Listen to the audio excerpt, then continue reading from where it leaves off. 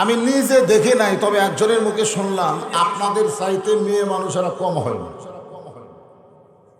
এত মা বোনের আজকে ওয়াজ শুনতে এসেছেন, আপনারা প্রজেক্টরের মাধ্যমে বক্তা দেখারও ব্যবস্থা করছেন, ঠিক কিনা বলেন? কি করবেন? আলহামদুলিল্লাহ। আসলে দিন যতই যাচ্ছে আমাদের কাছে ইসলামটা তত হালকা হচ্ছে। গত পরশুদিন এক বক্তা বলছে সবে মেরাজ বলে কিছুই নেই। হওয়ার পর থেকে আমরা সবে মেরাজ শুনে আসতেছি, আর এক বক্তা কইছে কিছুই নেই।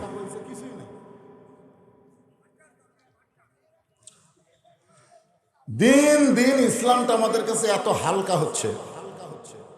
মেয়েরা দাবি করছে বক্তা না দেখলে আমরা অসম্ভব না। এখন আপনার ডিজিটাল পর্দা দিয়ে ওদেরকে প্রজেক্টরের মাধ্যমে দেখার ব্যবস্থা করে দিয়েছে, মাশাআল্লাহ। তাও নাউজুবিল্লাহ। না, আমার মতন কালো বক্তা মেয়ে মানুষ দেখলে কোনো সমস্যা নাই, কিন্তু ফর্সা বক্তা হলে বিপদ আছে। আমি ডিজিটাল পর্দা দিবেন আপনারা, এই কারণে কিন্তু কালো মানুষ কালো পোশাক পরি, যে পর্দার মধ্যে আমার যেন ভূতের মতন দেখায়। আপনার বলেন তো, রাস্তা দিয়ে কোন মেয়ে মানুষ যদি কালো বোরকা পরে যায়, কোন মরদ মানুষ তার দিকে তাকায়? মানুষ না পৃথিবীরে। তো বক্তারাও যদি কালো বক্তা আবার কালো পোশাক পরে, মেয়েরা কিন্তু শুনবে, বক্তার দিকে খুব একটা তাকাবে না।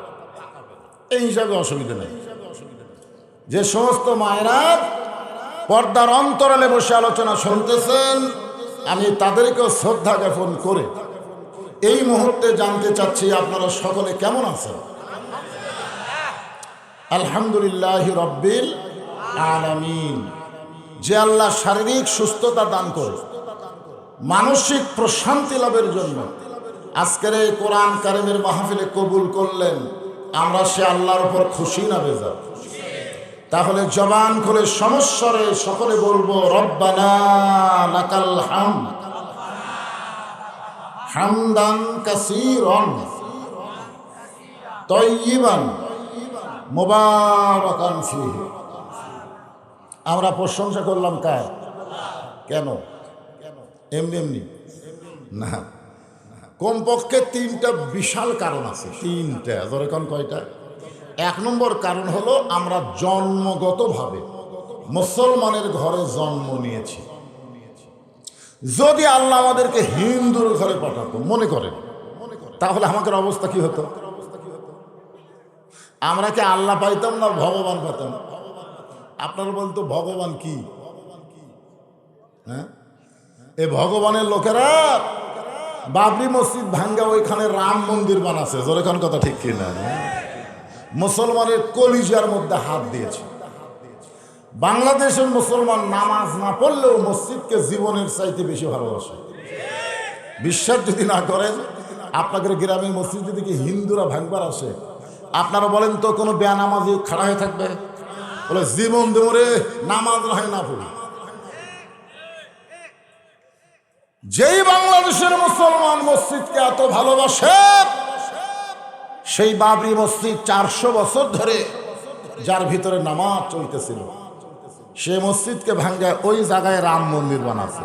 এই ভগবানেরা, ভগবানের বাদ দেন, গবানের কোনো অর্থ ডিকশনারিতে নেই। গবানের বাদ দেন, গমানে বান, বান মানে বন্যা, দুনিয়ার কোনো মানুষ চায় না। বাদ দেন, নো মানে নেই, ভগবান নেই। ওরা 7-8 দিন পর্যন্ত পূজা করে। দশমীর দিন যখন লাটকা লাটকা পানির মধ্যে ডুবাই, তখন আমি এক হিন্দুরে কইলাম, কে রে ভাই, এত সম্মান করলে, হ্যাঁ, এত ভালোবাসা দিলা, খাবার দিলা, এ করলে সে করলে, আজকে আবার লাটতাও কে? আমাকে ধর্ম এইরকমই হুজুর, যাক সম্মান করি তাকে আবার লাটতে।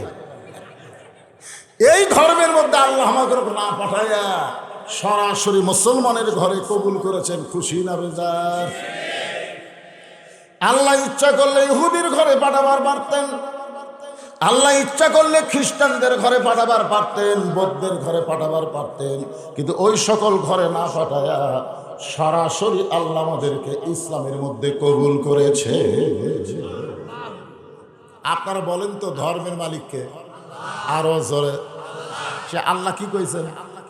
অমাইয়াবু তাগি গয়রাল ইসলামা দীনান ফালাই ইউকবালা মিনহু। ইসলাম ছাড়া অন্য কোনো ধর্ম কেউ যদি গ্রহণ করে সেইটা কবুল করা হবে না।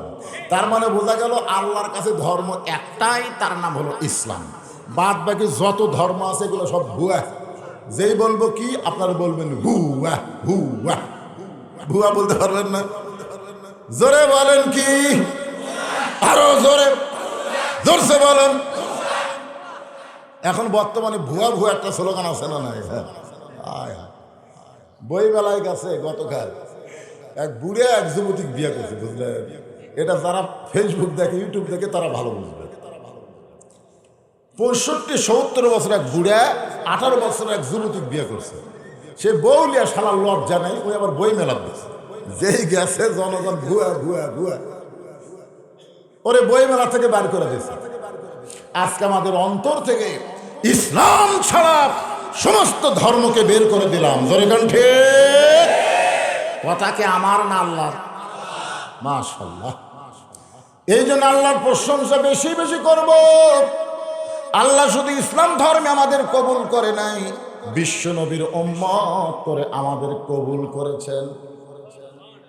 যেই নবী বোরাকের পিঠে চড়ে না যতক্ষণ আমাদের জন্য বোরাকের বাজেট না হয়, যেই নবী জান্নাতের মধ্য থেকে ঘোষণা করে আমার সমস্ত উম্মতেরা যেদিন জান্নাতে না আসবে আমি রাসূল সেদিন পুরোপুরি জান্নাতে ঢুকবো না। দরকার সুবহানাল্লাহ। যেই বিশ্ব নবী সম্পর্কে আল্লাহ বলেন লাকাদ কানা লাকুম ফি রাসূলিল্লাহি উসওয়াতুন হাসানা। সফলতা যদি পাবার চাও তাহলে দুনিয়ার সমস্ত নেতার চামচাগিরি না করে বিশ্ব নবীর আদর্শ গ্রহণ করে না। একটা গান আছে, গাবো? হ্যাঁ।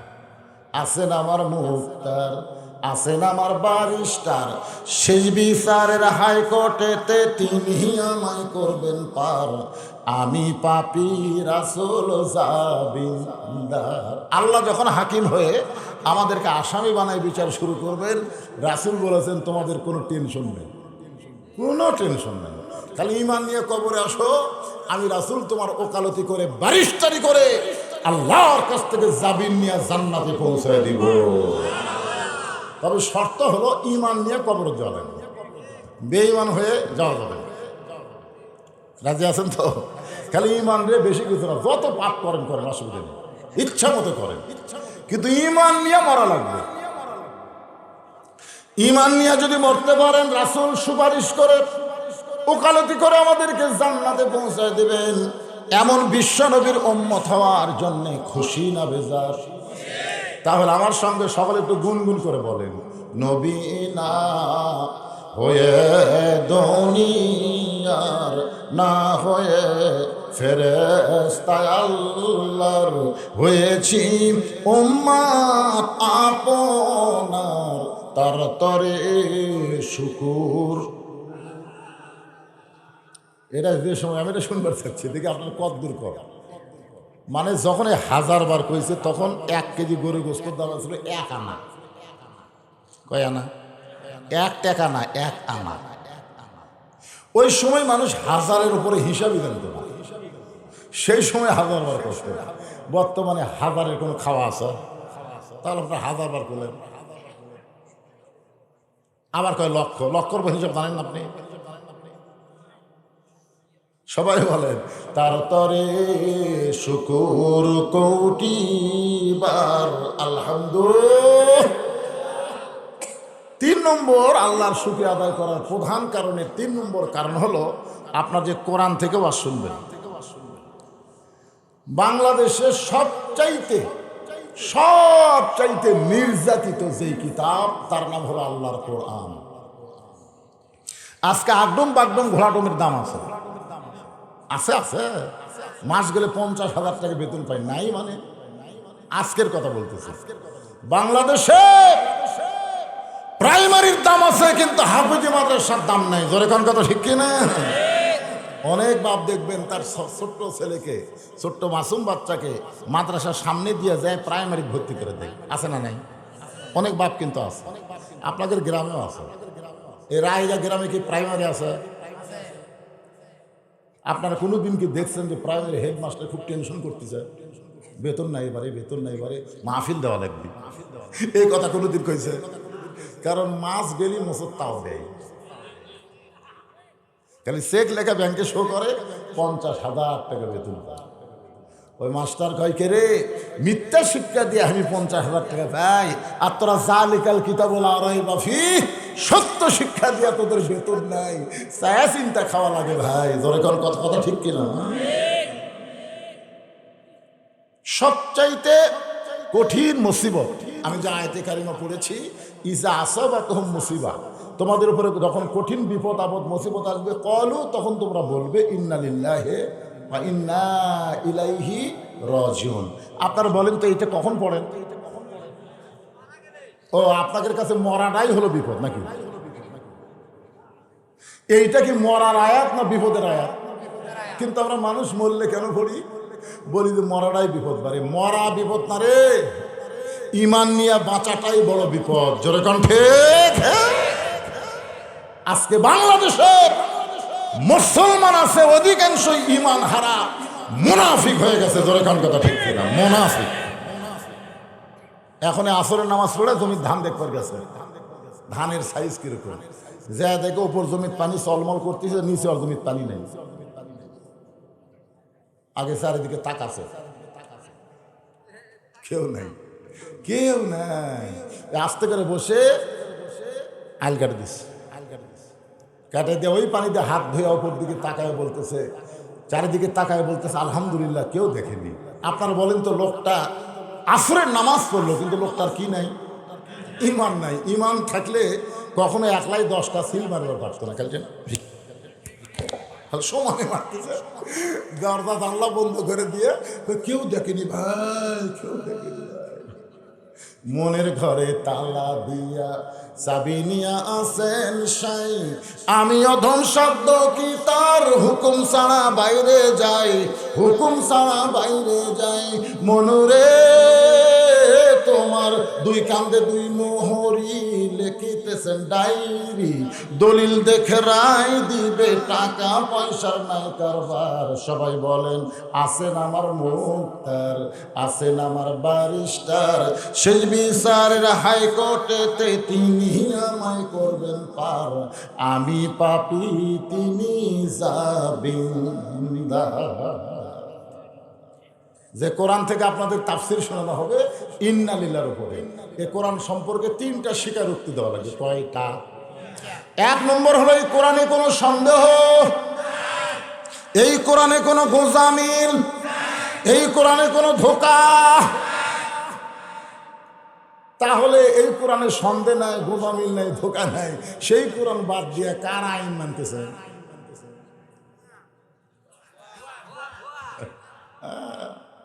আপনি কোরআনের ওয়াজ শুনবেন আর কোরআনের আইন মানবেন না, এটা মুসলমানের জন্য চরম বিপদ। জোরে কোন ঠিক কিনা? আপনারও তো বসার জায়গা পাচ্ছে, আবু জেহেল বসারও জায়গা নেই, দাঁড়িয়ে থাকে সারা রাত কোরআন শুনছে, সারা রাত।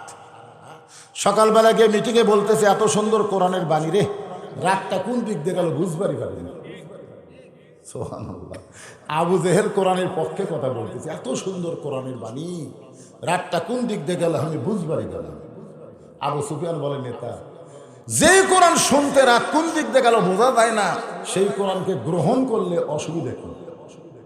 শুনলেই যদি এত মজা হয় তাহলে ধরলে সমস্যা কি?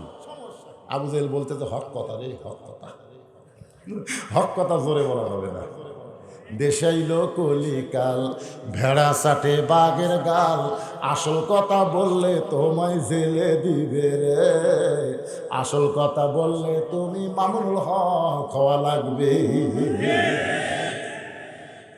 শাকিব খান বিয়া ছাড়াই 2 বছর বাচ্চার জন্ম দেয়, ওই শালা কেউ ধরে না।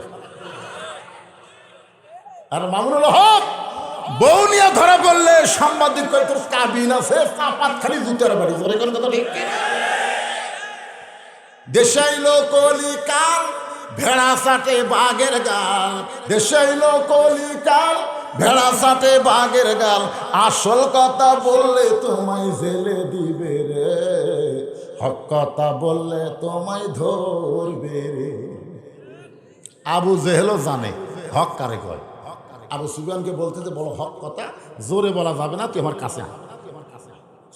কারণ হক কথা বাংলাদেশে ফিস ফিস ফিস ফিস ফিস ফিস করে কথা বলার টাইম আছে।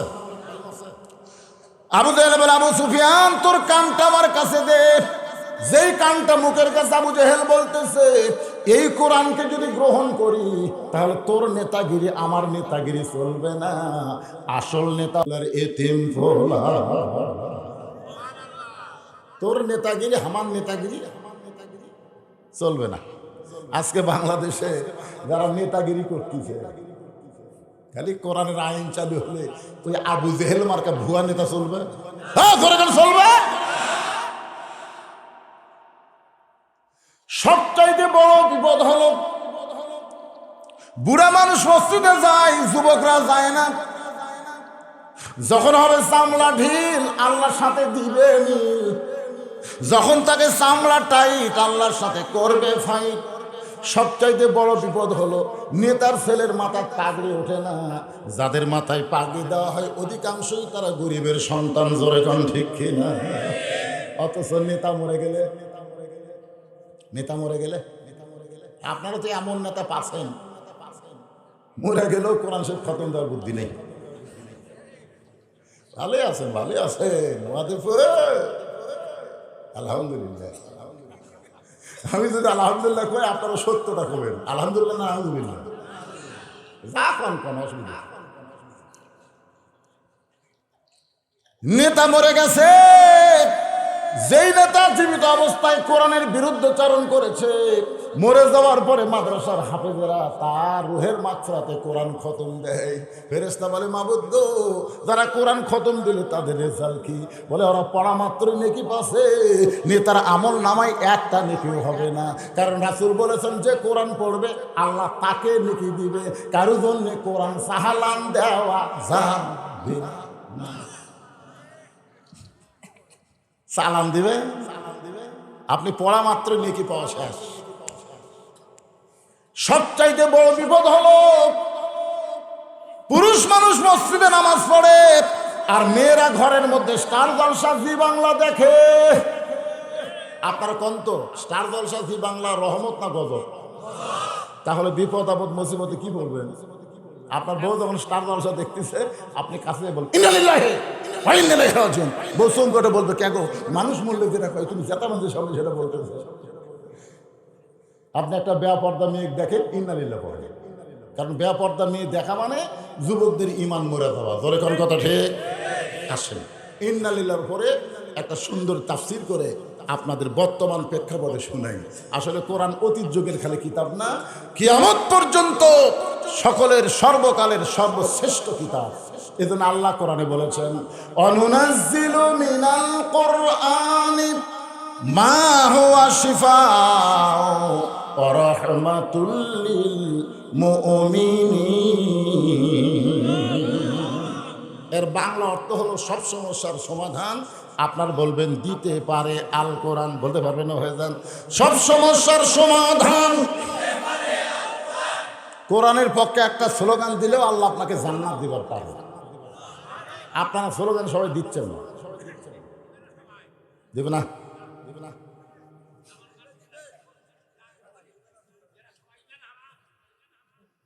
এ ভাই রে, ইমান যদি হারাও হয় স্লোগান দেন তো। কোরআনের পক্ষে স্লোগান দিতে কার কার আপত্তি আছে? হাত তোলেন দেখি। না না, আমি কি কইছি আপত্তি বুঝবার পারেন, গলা খাঁকারে দেন। সব সমস্যার সমাধান আল কোরআনের আলো। ঘরে ঘরে চলে হবে না, সংসদেও না। হ্যাঁ, এইবারে কছে অ্যাঙ্গেলে মার। বর্তমান প্রেক্ষাপটে ডাইরেক্ট মার দেওয়া যাবে না, অ্যাঙ্গেলে মার দেওয়া লাগবে। তোর এখন কথা ঠিক কি না? অ্যাঙ্গেলে মার হলো সব জায়গায় জালো। আপনার বলে সব জায়গার মধ্যে সংসদ আছে না নাই? আল কোরআনের আলো, কোরআন হাদিস যেখানে, দুনিয়ার মুসলমান লিল্লাহে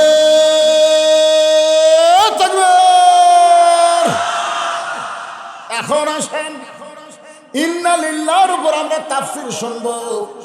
ইন্না লিল্লাহ মানুষ মরে গেলে কেন পড়ি, আর বিপদে পড়লে কেন পড়ি না? এটা আমাদের জানার অবকাশ আছে না নাই? জানার দরকার আছে না নাই? যে কোরআন থেকে ওয়াজ শুনতেছেন, এই কোরআন যদি বাংলাদেশে চালু হয়ে যায়, হাফিজি মাদ্রাসার জন্য ফকিরের মতন আদায় করা লাগবে না, সমস্ত প্রাইমারি ভাঙ্গা দিয়া হাফিজি মাদ্রাসা কোরআন চালু করে দিবে। জোরে কোন কথা ঠিক কিনা? এখন বলেন প্রাইমারি আলাদা কি এটা চাবে? জোরে গান চাবে।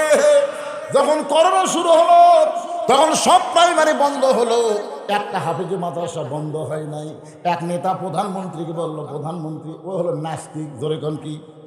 প্রধানমন্ত্রীকে বলতেছে যে বাংলাদেশের প্রাইমারি বন্ধ হয়ে গেল, অথচ হাফিজি মাদ্রাসা বন্ধ হলো না কেন? কারণ প্রাইমারিও ছোটো বাচ্চা, হাফিজি মাদ্রাসারও ছোটো বাচ্চা। প্রাইমারি যদি বন্ধ হয়ে যায় হাফিজি মাদ্রাসা বন্ধ করা লাগবে। প্রধানমন্ত্রী মুসকি মুসকি হাসে। নেতা বলে হাসেন কেন? বলে হাসার কারণ হলো প্রাইমারি না পাক আর হাফিজি মাদ্রাসা হলো পাক। করোনা কোনোদিন পাকের কাছে যাবে না, না পাকরেই করোনা ধরবে। এই কারণে করোনা থেকে বাঁচতে গেলে সরকার নিয়ম করেছিল হাত ধো, ধরে কারণ কি ধো। কিন্তু যারা কোরআন পড়ে তারা খালি হাত ধোয় না, লা ইয়ামাসসুহু ইল্লাল মুতাহহারুন। যতক্ষণ পর্যন্ত পবিত্র না হবে ততক্ষণ পর্যন্ত আল্লাহর কোরআনকে স্পর্শ করা যাবে না। আল্লাহর কোরআনকে স্পর্শ করতে গেলে যদি পবিত্র হতে হয়, সেই কোরআনকে যদি বাংলার মানুষ গ্রহণ করে, তাহলে মানুষগুলোর চরিত্র কেমন হবে? চরিত্র কেমন হবে আমি আপনাদেরকে বুঝাই। ফুলের সাথে তুলনা করে কাম হবে? চরিত্রটা কেমন হবে একটু মনোযোগ দিয়ে শোনেন। এই পৃথিবীর সবচাইতে খারাপ মানুষ ছিল হযরত ওমর। সবচাইতে খারাপ মানুষ, কারণ নবীকে হত্যা করার জন্য নাঙ্গা তরবারি, খোলা তরবারি হাতত নিয়েছিলেন।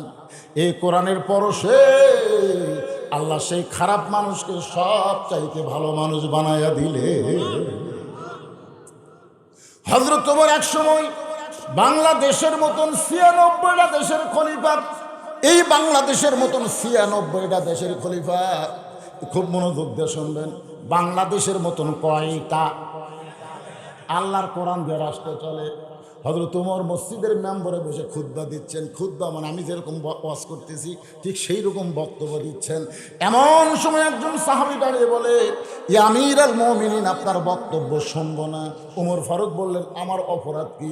বলে, আমাদেরকে খাটো পাঞ্জাবি দিয়ে আপনি লম্বা জুব্বা পরে খুতবা দিচ্ছেন। আমাদেরকে খাটো পাঞ্জাবি দিয়ে আপনি লম্বা জুব্বা পরে খুতবা দিবেন।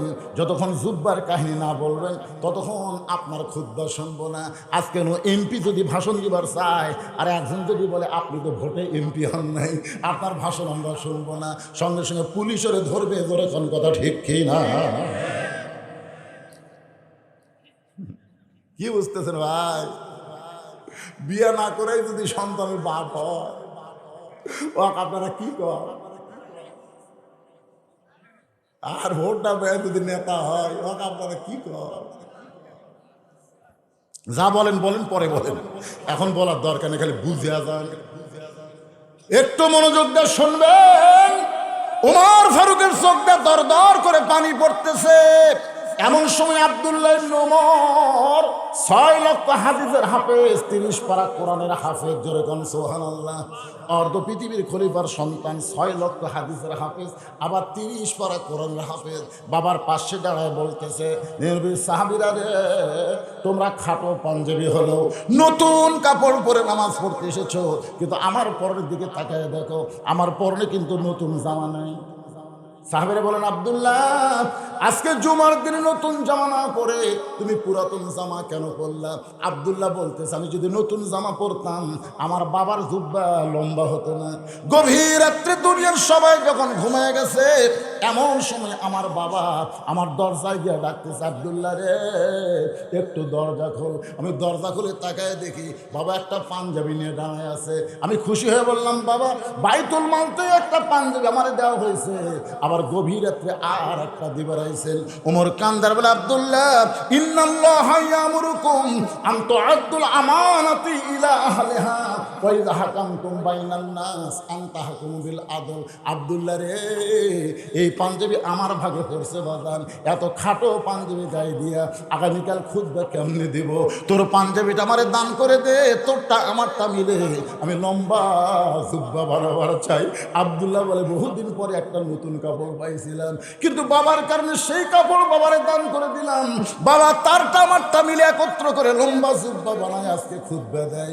বলো, খুতবা শোনা যায় কি না যায়? সমস্ত সাহাবেরা কান্দে, চোখের পানি মুছে আর বলে, আল্লাহ, তোমার কোরআন দিয়ে যখন রাষ্ট্র চলবে, এমন ভালো মানুষকে মুসলমান নেতা হিসাবে দেখতে পাবে। কোরআন দিয়ে যদি বাংলাদেশ চলে, কেমন নেতা হবে? আর এখন কেমন নেতা পাইছি, এটা কার কাছে গিয়ে শুনবে? আল কোরআনের আলো সব জায়গায় যাবো, সব সমস্যার সমাধান দিতে পারে আল কোরআন। আপনার বলেন তো, ভালো নেতার গল্প কোরআনে আছে না নাই? জোরে কেন আছে না নাই? একটু মনোযোগ দিয়ে শোনেন। সেই হযরত ওমর আল্লাহর কোরআন দিয়ে রাষ্ট্র চালানোর কারণে মানুষের চরিত্রটা কেমন হয়েছে। কোরআন দিয়ে যখন বাংলাদেশ চলবে, তখন বাংলাদেশের চিত্রটা কেমন হবে? যুবকেরা, আজকে তোমরা নামাজ না পড়াও মুসলমান হয়েছ।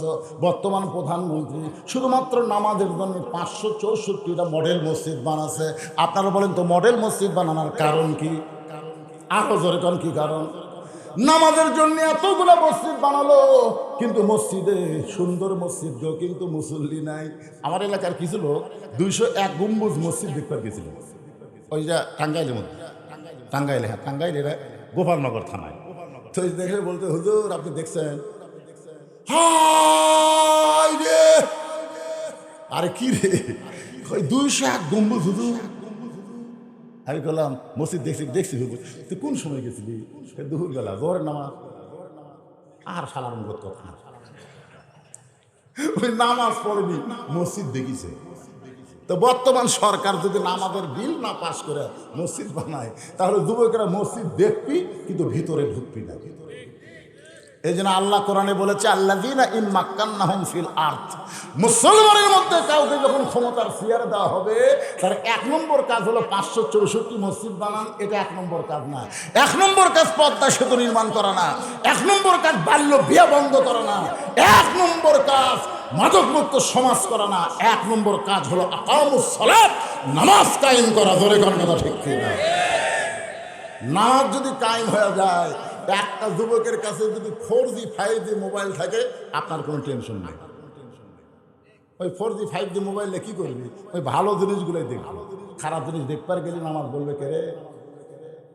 কি তুই কি মনে করতেছিস? তোর বাপ মাও ঘুমাচ্ছে, আল্লাহ আপনার কোন তো আল্লাহ ঘুমাচ্ছে নাকি? ঈমান বলবে, ইন্নাস সালাতা তানহা আনিল ফাহশাই ওয়াল মুনকার। একমাত্র নামাজই পারে মানুষকে যাবতীয় খারাপি থেকে বাঁচায় দিতে। তাহলে বর্তমান প্রধানমন্ত্রী 500 মসজিদ না 5 লক্ষ মসজিদ বানায় কোনো লাভ হবে না, যতক্ষণ পর্যন্ত নামাজের আইন না করবে। জোরে কোন কথা ঠিক কিনা? আমাদের যুবকগুলোকে ভালো করতে গেলে নামাজের দরকার আছে না নাই? জোরে করে আছে না নাই? সোনার যুবকেরা মনে কষ্ট নিও না। হযরত ওমর জোহরের নামাজ আদায় করে মদিনার অলি গলি ঘুরতেছে আল্লাহর কোরআনকে দেখার জন্য। সুবহানাল্লাহ। কি দেখার জন্য? আল্লাহর কোরআন দেখার জন্য। হঠাৎ হযরত ওমর দেখতে পায় বিস্তীর্ণ মরুভূমি। ওই মরুভূমির মধ্যে একজন রাখাল উট আর দুম্বা চড়ায়। হযরত ওমর আল্লাহর কোরআনকে দেখার জন্য রাখালকে সালাম দিলেন, আসসালামু আলাইকুম রাখাল ভাই, আমার পেটে ক্ষুধা লাগছে, আমি উটের 1 পেলা দুধ চাই। রাখাল মুস্কি মুস্কি হাসে। ওমর ফারুক বলে, রাখাল তোমারে সালাম দিলাম, উটের দুধ চাইলাম, তুমি কিছু না বলে মুস্কি মুস্কি হাসো কেন? রাখাল বলে, প্রতীক রে, তোমার সালামের উত্তর দিব না, তোমাকে উটের দুধ দিতে পারবো না। বলে কেন পারবা না? রাখাল বলতেছে আগে তোমার পরিচয় দাও, তোমার পরিচয় কি, তুমি মানুষটাকে? উমর চিন্তা করলো অর্ধ পৃথিবীর খলিফা হইয়া ছদ্মবেশে আল্লাহর কোরআন আমি দেখতে চাই, আর পরিচয় দিলে তো গুমর ফাঁস হয়ে যাবে। এমন সময় আল্লাহর কোরআন বলে ওমর, রাখাল যখন তোমার পরিচয় চাইছে তুমি আসল পরিচয় দাও। তোমার আসল পরিচয় হলো মিল্লাতা আবিকুম ইব্রাহিম হুয়া সাম্মাকুমুল মুসলিমিন। আপনার বলেন তো আয়াতের মধ্যে কি বলা হলো? আয়াতের মধ্যে আল্লাহ বলতেছে তোমার জাতির পিতা কে? জাতির পিতারে নাম কও। কেউ যদি বলে আমার দুই বাপে জন্ম দিছে, বুঝবেন ওর জন্মে ভেজাল আছে। তিনটা পিতার ব্যাপারে কখনো দুইটা করবেন না। কয় পিতা? তিন পিতার ব্যাপারে কখনো দুইটা করবেন না। একটা হলো আদি পিতা, একটা হলো জাতির পিতা, একটা হলো জন্ম দেওয়া পিতা।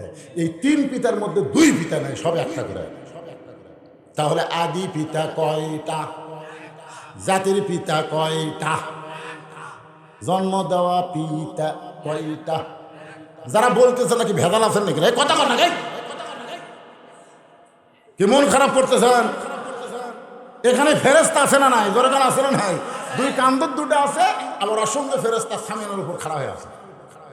এগুলা সাক্ষী হবে, সাক্ষী জবান দিয়েছে আল্লাহ। জাতির পিতার ব্যাপারে সন্দেহ করতেছেন? এই জন্য কোরআনে আল্লাহ ডাইরেক্ট বলে দিয়েছেন তোমাদের জাতির পিতা ইব্রাহিম, তোমাদের নাম দিয়েছে মুসলমান। তাহলে আমাদের নাম কি? আরো জোরে। ওমর ফারুক বলে রাখাল আমার পরিচয় যখন শুনবার চাও, আমার পরিচয় হলো আমি একজন মুসলমান। রাখাল মুস্কি মুস্কি হাসে। ওমর ফারুক বলে হাসো কেন? বলে হাসার কারণ হলো আসল না নকল। ওমর কই রাখাল মুসলমান তো মুসলমানই ভাই, এর মধ্যে আসল নকল কি? রাখাল বলতেছে আসল মুসলমান যারা হবে তারা চাওয়ার ব্যাপারে সতর্ক থাকবে। আসল মুসলমান দরকার হলে ফাঁসির মঞ্চে যাবে, কিন্তু রাষ্ট্রপতির কাছে বাঁচার দরখাস্ত লিখবে। উকিল বলতেছে খালি একবার দরখাস্ত লেখেন, রাষ্ট্রপতি যদি আপনার ক্ষমা করে দেয় আপনার ফাঁসির দণ্ড মওকুফ হয়ে যাবে। আসামি খালি মুস্কি মুস্কি হাসে। উকিল কয়ে হাসেন কেন? বলে হাসার কারণ হলো তোমার কথা শুনো। তুমি যে বলতেছো রাষ্ট্রপতি যদি দরখাস্ত মঞ্জুর করে তাহলে ফাঁসির দণ্ড মওকুফ হয়ে যাবে। আমি তো নিজে দেখেছি জীবনে 3টা রাষ্ট্রপতি ক্ষমতার থাকতে মরছে।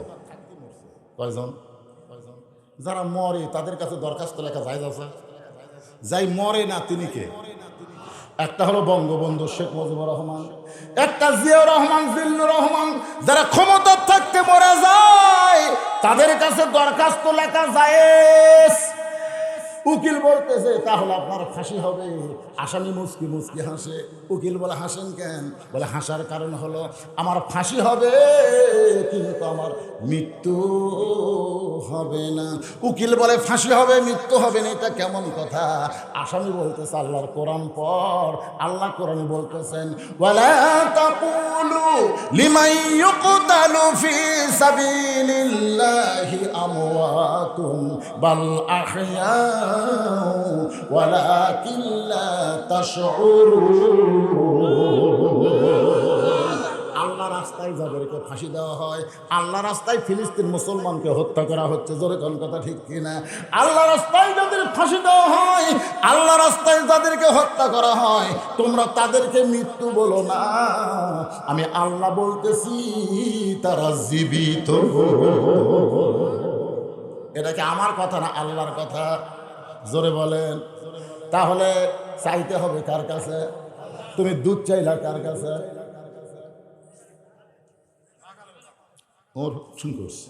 ওমর ফারুক চমকে উঠছে। আল্লাহ তোমার কোরআন যখন চালু থাকবে, উমর যদি চাওয়ার ব্যাপারে ভুল করে রাখাল পর্যন্ত সেই ভুলটা ধরতে পারবে। আপনার বলেন তো বাংলাদেশের কোন জায়গায় কোরআন চালু আছে? আছে আছে আছে, মসজিদের মধ্যে যাই দেখবেন চালু আছে। আমি নিজের চোখে দেখছি ভাই। আওয়ামী লীগ 4 আঙ্গুল সামনে গেছে, জামাতে ইসলাম টান দিয়ে বলতেছে লাইনে টান। কি রে তুই কাতার চিনিস না? আওয়ামী লীগ ওর দিকে না তাকায় পায়ের দিকে তাকা বলতেছে ভাই আমি খেয়াল করিনি রে, আমি খেয়াল করিনি। বিএনপি 4 আঙ্গুল পিছনে আছে, জামাতে ইসলাম পিছিয়ে ঠেলতেছে তুই কাতার চিনিস না, পিছা খাইস। আমি খেয়াল করিনি ভাই, ফেরেশতারা আল্লাহ। একটা হলো বর্তমান সরকারি দল, একটা বিরোধী দল, একটা যুদ্ধ অপরাধী, তিনজন কাতার সোজা করতেছে। ব্যাপার কি? আল্লাহ বলতেছে আমার আইনটা চলে এই দিন। ওটা খালি মানুষের আইনে চললে তিনজন তিন দল হতো, জোরে কোন কথা ঠিক কিনা? কিন্তু যেখানে আল্লাহর আইন চালু আছে সেখানে কোনো দলাদলি নাই। গরিবের কাছে ধনী, ধনীর কাছে গরিব, ফকিরের কাছে জমিদার, জমিদারের কাছে ফকির, এমনকি এসপির কাছে চকিদার, জোরে কোন কথা ঠিক কিনা? এসপির পাও তেল তেলা, চকিদারের পাও ফাটা। চকিদার আস্তে আস্তে এসপির পায়ের সাথে পাও লাগাচ্ছে, এসপির পাও বিলেটের মতো ধার, বুঝলেন না? পাও ফাটা গেলে যে স্বামীর পাও ফাটে, ওই স্বামী যদি বইয়ের কাছে রাত্রে ঘুমায়, একবার যদি ঘুমের ঘরে বইয়ের পায়ের ওপর পাওয়া যায়, বউ ঘুমোতে ঘুরাবে, মহারণা মাপ দিলাম, তুমি ল্যাপ পাল্টাও, ধরে কোন কথা ঠিক দিন। ফাটা পাও কিন্তু খুবই খারাপ। এই জন্য আপনাদের বলতেছি, এখন ঈদ ধান লাগাচ্ছেন তো, পাওটা ফাটতে পারে, সবসময় পকেটে একটা করে ভ্যাসলিন থবেন, ধরে কোন কি লিন, ভ্যাসলিন থবেন। আমার মায়েরা যারা পর্দার অঞ্চলে বসে আছেন, রাত্রিবেলা স্বামী যখন ঘুমাতে যাবে, ওই স্বামীর পায়ের ফাটাটা বন্ধ করার জন্য পায়ের গোড়ালিতে একটু ভ্যাসলিন দিয়ে দিবেন। এতে কইরা আপনার স্বামী খুশি হবে, আল্লাহ তাআলা আপনাকে জান্নাত দিবে।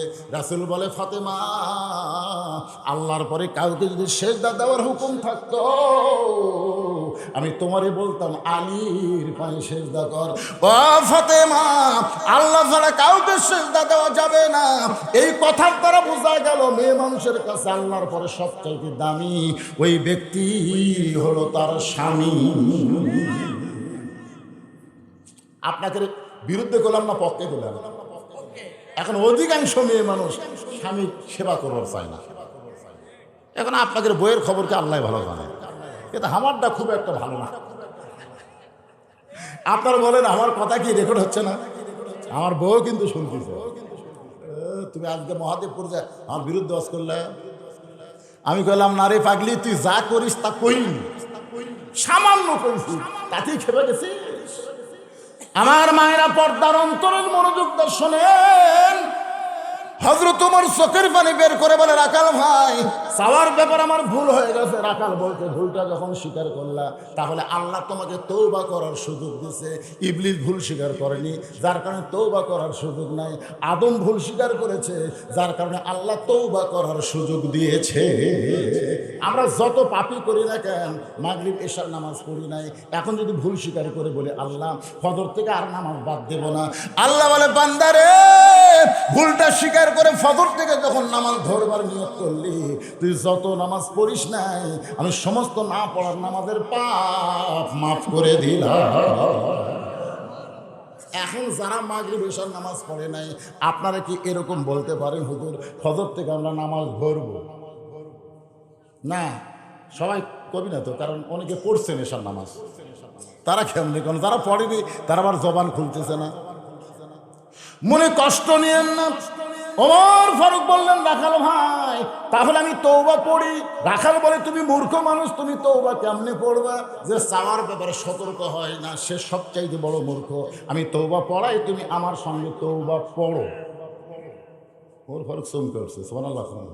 রাখাল কি বলতেছে? তুই মূর্খ, যে চাওয়ার ব্যাপারে সতর্ক হয় না, সবচাইতে বড় মূর্খ। আমি তওবা পড়াই, তুমি আমার সঙ্গে তওবা পড়ো। এবার রাখাল হযরত ওমরকে তওবা পড়াচ্ছেন। আমার সামনে যারা আছেন, তওবা পড়লে আল্লাহ খুশি হবে। যারা এশার নামাজ পড়েন নাই তারাও পড়েন, যারা পড়েছেন তারাও পড়েন, সকলে একসঙ্গে পড়েন, আস্তাগফিরুল্লাহ আস্তাগফিরুল্লাহ রব্বি মিন কুল্লি জামবি ওয়া তুবু ইলাইহি। লা হাওলা পড়েন না কেন ভাই? লা হাওলা ওয়ালা কুওয়াতা ইল্লা বিল্লাহিল আলিয়্যিল আযীম। যদি ফজরের আগে আপনার মৃত্যু হয়ে যায়, এই তওবা পড়ার কারণে আল্লাহ খুশি হয়ে আপনাকে মাফ করে 8টা জান্নাতের দরজা খুলে দিবে। তওবা পড়তে তাহলে আপত্তি? ওমর ফারুক তওবা পড়ার পরে বলতেছে, ও রাখাল ভাই, আল্লাহর রাস্তায় ওদের 1 কেলো দুধ দাও। রাখাল মুসকি মুসকি হাসে। ওমর ফারুক বললেন, আল্লাহর রাস্তায় বলছি। রাখাল বলতেছে, তওবা করার পরে তুমি আবার মুনাফিক হবে। ওমরের চেহারা রক্তের মতন লাল হয়ে গেছে।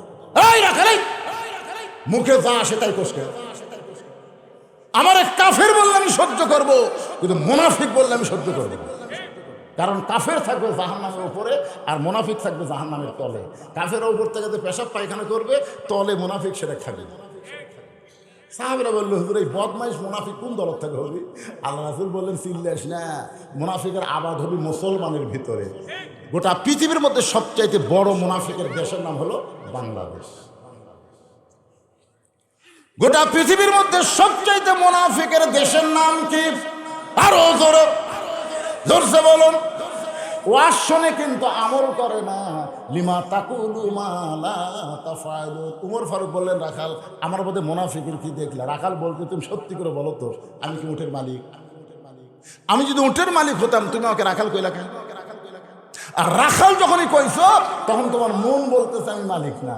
আর মালিক বাদ দিয়ে রাখালের কাছে চাইলে রাখাল দিবার পারবে না। এটা আমার জীবনে সরাসরি ঘটে গেছে। আমি পাবনার টেস্ট থেকে কেবল নামছি, ইতিমধ্যে এক লোক দৌড়ে এসে আমার হাতে 100 টাকা দিত, সব টাকা।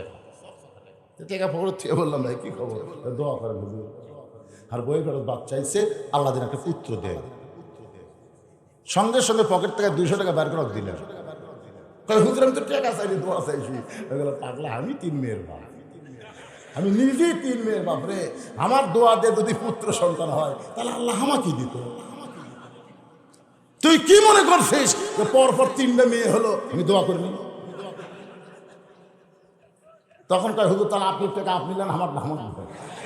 আর যে 100 টাকা দিয়েছি মাঠ কিছু দৌড়েন, কোথায় যাবি? বলে ওই হুজুরের কাছে যাবো, তার বেটা চাওয়াল আছে।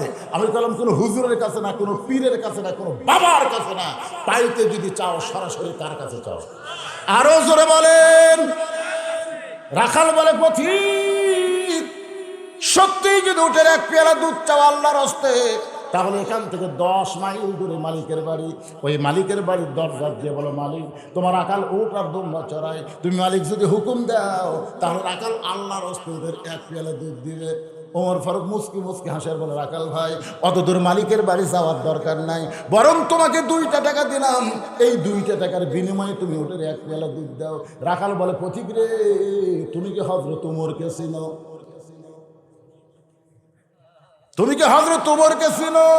যদি উমরকে চিনতা তাহলে এরকম বেসাইদা কথা বলতা না। উমরের গুপ্ত বাহিনী যদি দূর থেকে দেখ পারবাই, মালিক বাদ দা তোমাকে 2 টাকার বিনিময়ে ওদের 1 পেয়ালা দুধ দিলাম, তাহলে তোমাকেও ধরবে আমাকেও ধরবে। পথিক এই বুড়া বয়সে তুমি ধরা পড়বার চাও? উমর ফারুক বলে, রাখাল ভাই আসলে উমরের গুপ্ত বাহিনীর কথা তো আমার মনে নাই, তাহলে চলো আমরা পাহাড়ের গুহার মধ্যে যাই, ওই গুহার মধ্যে গিয়া তোমাকে গোপনে 2 টাকা দিব, আর তুমি গোপনে ওদের 1 পেয়ালা দুধ দিবে। তাহলে উমরের গুপ্ত বাহিনীও ধরতে পারবে না, তোমার মালিকও জানতে পারবে না। রাখাল চিল্লায় বলে, ভণ্ড, তুমি ভণ্ড, তুমি ভণ্ড। উমর ফারুক বলে, রাখাল আমার মধ্যে ভণ্ডামির কি দেখলা? রাখাল বলে, পথিক রে, উমরের গুপ্ত বাহিনী দেখতে পায় না, আমার মালিক জানতে পায় না, কিন্তু গোপনে দেওয়া না করলে রাখালের আল্লাহ সবকিছু দেখতে পায়। লিল্লাহে তাকবীর। কেউ না দেখলে কে দেখে? আরো জোরে। খালি এই বিশ্বাস যদি আমাদের অন্তরে থাকতো, আমরা একলাই কোনোদিন 20টা সিল মারতে পারতাম। বাংলাদেশের ভোটের নিয়মকে জানেন? এক বাপের জন্ম নেওয়া সন্তান কয়টা ভোট দিল? একলাই যে 10টা দিলে কয় বাপের? যারা দিয়েছেন তারা বুঝবার পারতেছেন। একটু মনোযোগ দেন। ওমর ফারুক মারছে দৌড়, এক দৌড়ে পাহাড়ের পাদদেশে দিয়া 2 রাকাত নামাজ পড়ে বলতেছে, আল্লাহ তোমার কোরআন এত সুন্দর, তোমার কোরআন যখন দুনিয়াতে চালু থাকবে তখন কেউ না দেখলে আল্লাহ দেখতে পাবে, এই বিশ্বাস মুসলমানের কলিজায় আসবে। সুবহানাল্লাহ না কেন? কেউ না দেখলেও কে দেখবে? ওমর ফারুক কাঁদতেছে কার কাছে? রাখাল পিছনে যায়, কয় কান্দে লাভ নেই, কান্দা কোনো লাভ নাই, যতই কান্দো উটের দুধ দিবার পারলাম না। ওমর ফারুক বলে, রাখাল ভাই উটের দুধের কোনো দরকার নেই, বরং তোমার কাছে জানতে চাই, তুমি না দেখা আল্লাহকে কলিজার মধ্যে জায়গা দিয়ে আল্লাহর কোরআন অনুযায়ী চলতেছো, এর বিনিময়ে তোমার চাহিদা কি? আপনারা যে যা বলেন, যে যাই মনে করেন, এই গানটা আমার সাথে না করলে আপনারা আজ বুঝবেন না। গানটা গাবো। তাহলে আমার সঙ্গে সকলে বলেন আল্লামা সাইদি তুমি মরনি শহীদ হয়েছ আমরা এটাই জানি। সবাই বলেন আল্লামা সাইদি তুমি মরনি শহীদ হয়েছ আমরা এটাই জানি। আপনারা বলেন তো বাংলাদেশের কোন মানুষ মরলে পৃথিবীর সমস্ত মুসলিম কান্ট্রিতে জানাজা হয়? কোন মানুষ বললে মক্কায় জানাজা হয়, মদিনায় জানাজা হয়? বাংলাদেশের এমন কোন জায়গা নাই যে জায়গায় জানাজা হয়নি। জোরে কোন কথা ঠিক কিনা? একটু মনোযোগ দিয়ে শুনবেন। 50 বছর এই কোরআনের তাফসির করেছে ভাই, সমস্ত আলেমরা সাইদে হুজুরের ব্যাপারে কোনো মতভেদ করে নাই। জোরে কোন কথা ঠিক কিনা? অথচ এই লোকটা জেলখানার মধ্যে কিন্তু মরে নাই, মারা গেল হাসপাতালের মধ্যে। বাংলার মুসলমান সবাই জানেন আল্লাহর ওলি মৃত্যুবরণ করে নাই, তাকে শহীদ করা হয়েছে। জোরে কোন ঠিক কিনা? আর শহীদ যারা হয় তারা কোনোদিন মরে না, প্রত্যেকটা মানুষের অন্তরের মধ্যে তার নাম লেখা থাকবে। জোরে কোন কথা ঠিক কিনা? একটু মনোযোগ দিয়ে কথাগুলো শুনবেন। ওমর ফারুক চোখের পানি বের করে বলে, রাখাল ভাই, না দেখে আল্লাহকে কলিজার মধ্যে জায়গা দিয়া আল্লাহর কোরআন অনুযায়ী চলতেছো, এর বিনিময়ে তোমার চাহিদা কি? তোমার তো ভালো কোনো বাড়ি নেই, উর্দু বেচেরা খাও, তোমার তো ভালো চাকরিও নেই, তোমার ভালো খাওয়া দাওয়াও নাই, এরপরে তুমি আল্লাহর কোরআন অনুযায়ী চলতেছ, এর বিনিময়ে তুমি চাও কি? রাখাল বলতেছে, ফটিক রে, আমার চাহিদা হলো, আমার সঙ্গে সকলে পড়েন রব্বানা, পড়েন রব্বানা আতিনা ফিদ দুনিয়া হাসানাতাও ওয়া ফিল আখিরাতি হাসানা ওয়া কিনা আযাবান্নার। ওমর ফারুক বলে, আমি তোমার চাহিদার কথা শুনতে চাইলাম আর তুমি কোরআনের আয়াত শুনেলে। রাখাল কয়, তুমি আসলে মূর্খ। এই আয়াতের মধ্যে আমার দুটা চাহিদার কথা আছে। 1 নম্বর চাহিদা হলো দুনিয়া, 2 নম্বর চাহিদা হলো আখিরাত। দুনিয়ার চাহিদা হলো মহামানব হযরত ওমরকে আমি এক নজর দেখতে চাই, যে ওমর আল্লাহর কোরআন দিয়ে রাষ্ট্র চালানোর কারণে আমার মতন রাখাল না দেখা আল্লাহকে কলিজার জায়গা দিবার পারছি। সেই মহামানব ওমরকে খালি একটাবার যদি দেখতে পেতাম ভাই, আমার দুনিয়ার চাহিদা আল্লাহ পুরো করতো। আমার 2 নম্বর চাহিদা আমি রাখাল যখন মরে যাব, মরার পরে আল্লাহ যেন জান্নাত দেয়। সঙ্গে সঙ্গে ওমর ফারুক রাখালের হাতটা আমার দিকে তাকালে ধরি, 3 বার চুমা খাচ্ছে। রাখাল কয়, পাগল নাকি? আমার ঘামা হাতে চুমা খেলে। ওমর ফারুক বলে, রাখাল, তোমার 2 নম্বর চাহিদা আল্লাহ পুরো করছে, মরার সঙ্গে সঙ্গে আল্লাহ তোমাকে জান্নাত দিয়ে দিবে। আপনারা সুবহানাল্লাহ করলেন, কিন্তু রাখাল সুবহানাল্লাহ কয় না। ওমর ফারুক সুবহানাল্লাহ কয় না, বাকি কথা ভালোই করে, মরে গেলে জান্নাত পাবো, এই বাকি কথা ঠিকই বলে, কিন্তু হযরত ওমরকে এক নজর দেখবার পাবো, এই কথা বলতে তোমার কোন জায়গাত বাজা?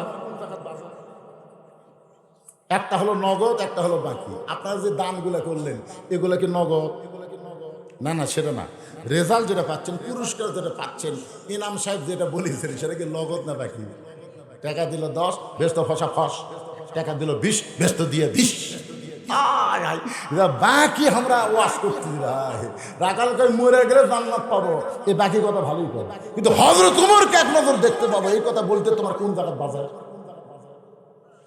ওমর ফারুক চিন্তায় পড়ে গেলেন, যে রাখাল আমাকে তওবা পড়াইছে, যে রাখাল আমাকে মুনাফিক কইছে, যে রাখাল আমাকে ভণ্ড কইছে, এখন যদি বলি আমি ওমর, বলাও সারা, রাখাল হাত ফেল করে মরাও সারা। না যদি হজরমকে আমি উমর এ কথা বললি মরা যাবে কি জন্যে? তওবা পড়াছে। ধরে কোন কি পড়াছে? আমার কথা কি বুঝবার পারতেছে না ভাই? কি পড়াছে? মুনাফিক কাছে ভণ্ড কইছে। ওমর ফারুক চিন্তায় পড়ে গেলেন, আমি যে ওমর, এইটা রাখালকে কেমনে বলবো? এমন সময় আল্লাহর কোরআন বলতেছে, ওমর তুমি ওমর যদি সরাসরি বলবার না পারো, তাহলে অ্যাঙ্গেল মারো। জোরে কোন কি মারো? আমি যখন তেজে আসি তখন আল্লাহ আমাকে বলে, মাওলানা বর্তমানে রব্বানা আতিনা ফিদ দুনিয়া হাসিনা ওয়া ফিল আখিরাতি হাসিনার সময় তুই কিন্তু ডাইরেক্ট ওয়াজ করবার পারবি না, তোকে অ্যাঙ্গেলে মার দেওয়া লাগবে। জোরে কোন কথা ঠিক না? এক মাওলানা ভয়ের খেলায় দোয়া করতে, রব্বানা আতিনা ফিদ দুনিয়া হাসিনা ওয়া ফিল আখিরাতি হাসিনা। হাসানার জায়গা হাসিনা করছে ভয়ে। আল্লাহ কোরআনে বলতেছেন উদউ, শোনেন অ্যাঙ্গেলে মার কাক কয়, উদউ ইলা সাবিলি রাব্বিকা বিল হিকমাহ মাউইযাতিল লিল হাসানা, যুরকান সুবহানাল্লাহ। রাখাল উমর ফারুকের দিকে তাকায় আছে, উমর ফারুক যদি বলে এটাই উমর, তাহলে রাখাল হাত ফেল করবে। উমর ফারুক অ্যাঙ্গেলে বলতেছে, রাখাল ভাই উমরকে যদি দেখবার চাও, এইভাবে উমরকে যদি দেখবার চাও তাহলে ফজরের নামাজ সামনে কাতারে আদায় করো। ফজর যদি সামনে কাতারে আদায় করো, যে মানুষটা ইমামতি করতেছে ওই মানুষটি হলেন হযরত ওমর। আল্লাহর কোরআন দিয়ে যখন রাষ্ট্র চলবে তখন মডেল মসজিদের ইমামতি কে করবি? আপনাদের মহাদেবপুর মডেল মসজিদ আছে না নাই? হয়নি এখনো? হচ্ছে তো হ্যাঁ, ও বদল কাছে হয়েছে।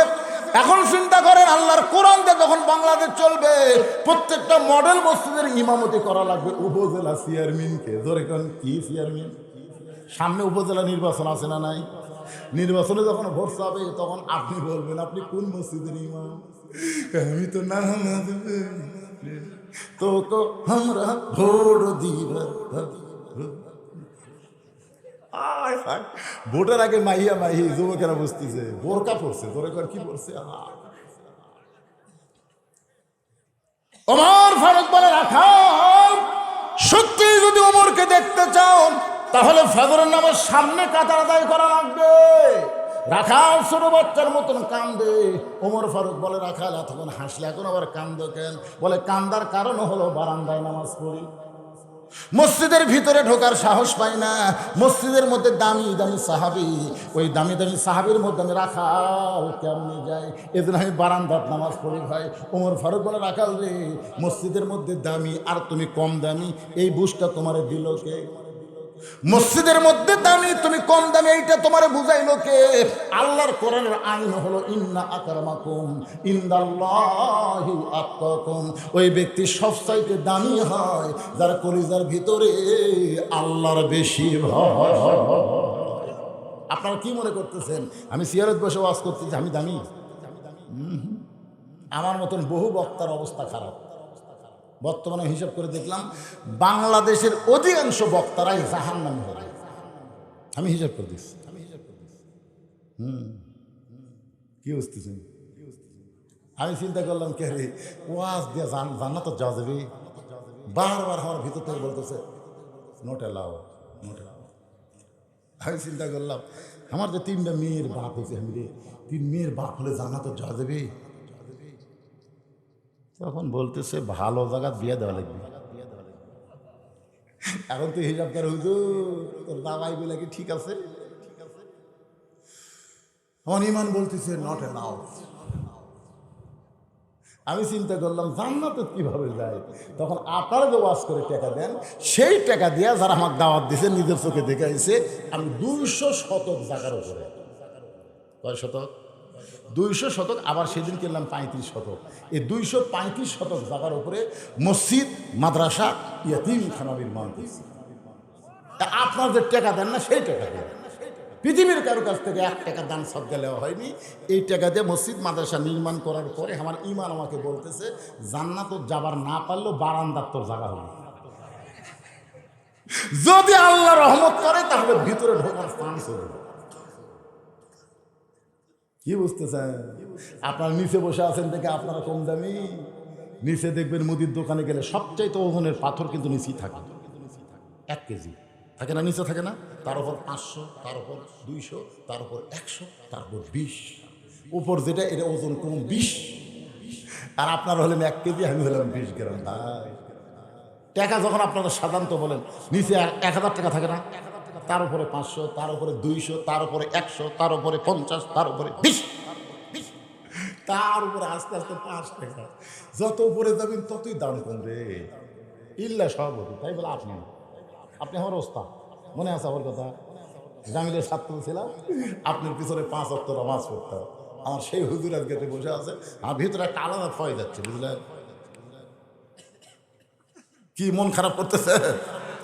লিল্লাহে তাকবীর, আল্লাহ হুজুরের হায়াত দারাজ করুক, জোরে বলেন আমিন। একটু মনোযোগ দিয়ে শোনেন। রাখাল বলতেছে বারান্দায় নামাজ পড়ি, মসজিদের ভিতরে ঢোকার সাহস পাই না। দামি দামি সাহাবের মধ্যে আমি রাখাল কেমনে যাই? ওমর ফারুক বলে, রাখাল রে, উমরকে যদি দেখবার চাও তাহলে বারান্দার থেকে দেখতে পাবো না, সামনে কাতারেই তোমাকে নামাজ পড়া লাগবে। আর ভিতরে দামি তোমার কে বুঝাইছে, বরং তুমি সামনে কাতারে যাওয়ার চেষ্টা করো। রাখাল মুস্কি মুস্কি হাসে। ওমর ফারুক বলে, রাখাল আবার হাসতেছে কেন? বলে, এশার নামাজ না পড়ে আমি, এশার নামাজ পড়ার পরে আমি বাড়ির যাব না। ওমর ফারুক বলেন, রাখাল কেন যাবা না? বলে, এশা পড়ে যদি বাড়ির যাই আর ফজর যদি সামনে কাতার ধরবার না পারি তাহলে উমরকে কেমনে দেখবো? এশা থেকেই ফজর সামনে কাতারে যাওয়ার চেষ্টা করবে। ওমর ফারুক বলে, রাখাল তুমি বলো তো, 5 ওয়াক্ত নামাজের মধ্যে 3 ওয়াক্ত তাড়াতাড়ি, কয় ওয়াক্ত? আসর, মাগরিব, এশা। কিন্তু এশা থেকে ফজর আর ফজর থেকে যোহর, এই 2 ওয়াক্ত লম্বা কেন? রাখাল বলতেছে, ভাই আমি তো কর পারি না। ওমর বলতেছে, তাহলে শোনো, ফজর থেকে জোহর আল্লাহ লম্বা সময় দেওয়ার কারণ হলো ওই সময়ের মধ্যে মানুষ কাজ কাম করবে, চাকরি বাকরি করবে, ব্যবসা বাণিজ্য করবে। এগুলা করতে গিয়ে শরীরের যে ক্ষয় হবে, এশা থেকে ফজর লম্বা সময় দেওয়ার কারণ হলো ওই সময়ের মধ্যে ঘুম পারলে আল্লাহ ঘুমের কারণে সেই ক্ষয়টা পুরা করে দিবে। তো তুমি যদি এশা থেকে ফজর ধরার চিন্তা করো, তোমার যদি চোখে ঘুম ধরে, রাখাল বলছে ঘুম যদি ধরে মসজিদের মধ্যে ঘুমায় যাবে। যেই কসে মসজিদের মধ্যে ঘুমায় যাবো, ওমর ফারুকের চেহারা রক্তের মতন। মসজিদে ঘুম পাড়ার দলিল দেন। তুই যে মসজিদে ঘুম পারবো তার দলিল লাগবে না? জোরকান লাগবে কি লাগবে না? হ্যাঁ, জোহর নামাজ পড়ে সবাই চলে গেছে, বুঝলেন? ওরা 3 জন 4 ফ্যান দিয়ে গল্প করতেছে। 1-1 ঘন্টা হয় গল্প ছাড়ে না। ফেরেশতারা বলতেছে, আল্লাহ সবাই চলে গেল, কিন্তু এই 3টাতে ফ্যান ঘুরাচ্ছে মাথার উপর 4টে, এরা তো গল্প ছাড়ে না, এর রেজাল্ট কি? আল্লাহ বলতেছে, নামাজের পরে যতক্ষণ মাথার উপর ফ্যান ঘুরিছে, এই ফ্যানের কারেন্টের বিল এই 3 জন আলাদাভাবে না দেওয়া পর্যন্ত জান্নাতে যাওয়ার পারবে না। কারণ মসজিদ আর বাপের ঘর না, ইচ্ছা মতো ফ্যান ঘুরাবে। জোরে কোন কথাটা কথা কন না কেন? ফাইজা কুদিয়াতিস সালাত ফান্তাশিরু ফিল আরদ, নামাজ হয়ে গেলে আর মসজিদে কোনো গাল গল্প চলবে না। জোরে কোন ঠিক কথা বলেন না কেন? ওমর ফারুক বলে, রাখাল আযানের গুরুত্ব দিও। 5 ওয়াক্ত নামাজের মধ্যে ফজর আযানের গুরুত্ব সবচাইতে বেশি। আর সালাতু খায়রুম মিনান নাম শোনার পরে এবারে মাঘ মাসে শীত কম না বেশি? আয় হায়, এইবার তো শীত গেল। বারে এই শীতের সময় আর সালাতু খায়রুম নাম শোনার সাথে সাথে যুবকেরা যদি বুকের উপর ল্যাপ ফেলে দেয়, তোষককে যদি একটা লাথি মারা থাক, ঠান্ডা পানি দিয়ে উজু করে যখন মসজিদে রওনা দেয়, ফেরেশতাকে আল্লাহ এই যৌবন বয়সে আযান শোনার পরে ল্যাপ আরো মাথার উপর দিবে, তা না দিয়ে ঠান্ডা পানিতে উজু করে যেই যুবক মসজিদে জামাত পড়বার চায়, এই যুবকের খবর কি? আল্লাহ বলে, ফেরেশতা তোমরা সাক্ষী থাকো, বর্তমান ঠান্ডার মধ্যে যেই যুবক ফজর নামাজ জামাতে পড়ে, ও যদি বদর যুদ্ধের সময় থাকতো, বদরের যুদ্ধে অংশগ্রহণকারী সৈন্য হয়ে যেত। 5 ওয়াক্ত নামাজের মধ্যে ফজরের নামাজের গুরুত্ব কম না বেশি? জোরে কম। কেউ যদি ফজর নামাজ জামাতে আদায় না করে, ও বাড়ি পড়লেও মুনাফিক হয়ে যায়। মুনাফিকরা 2 ওয়াক্ত নামাজ জামাতে পড়ে না। কয় ওয়াক্ত? একটা হলো ফজর আর একটা হলো ইশা। যারাই নামাজ পড়ে কিন্তু জামাতে পড়ে না, কয় ওয়াক্ত? এ কথা কর না কেন ভাইরে, কথা কর না কেন? আপনাকে মসজিদের মুয়াজ্জিন থাকলে বলা যেত ফজরে কয়জন হয়? মুয়াজ্জিন আছে? কুটিরে মুয়াজ্জিন, মুয়াজ্জিনের ঠেকা পড়ছে। একটু মনোযোগ দিয়ে শুনবেন। এতদিন রাখাল নামাজ পড়েছে বারান্দায়, আজকে নামাজ পড়বে সামনে কাতারে। জোরে কোন, কোন কাতারে?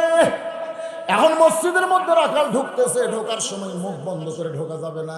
আপনি যখন মসজিদে ঢুকবেন, জবান খুলে একটা দোয়া পড়া লাগে। সেই দোয়াটাকে আপনারা জানেন? কি দোয়া? আপনি বলেন, আপনি জানেন না? আল্লাহুম্মা আফতাহলি বলেন, আল্লাহুম্মা আফতাহলি আবওয়াবা রহমাতিক। এই দোয়াটার বাংলা যদি আপনি জানতেন, মসজিদের মধ্যে যতটুকু সময় থাকবেন আপনি ঘড়ি দেখতেন না। বাংলাদেশের মানুষ সময়ের দাম দেয় কোন জায়গায়? 5 মিনিট পরে আসরের নামাজ হবে, ওই 5 মিনিটের মধ্যে 4 বার ঘড়ি দেখছে।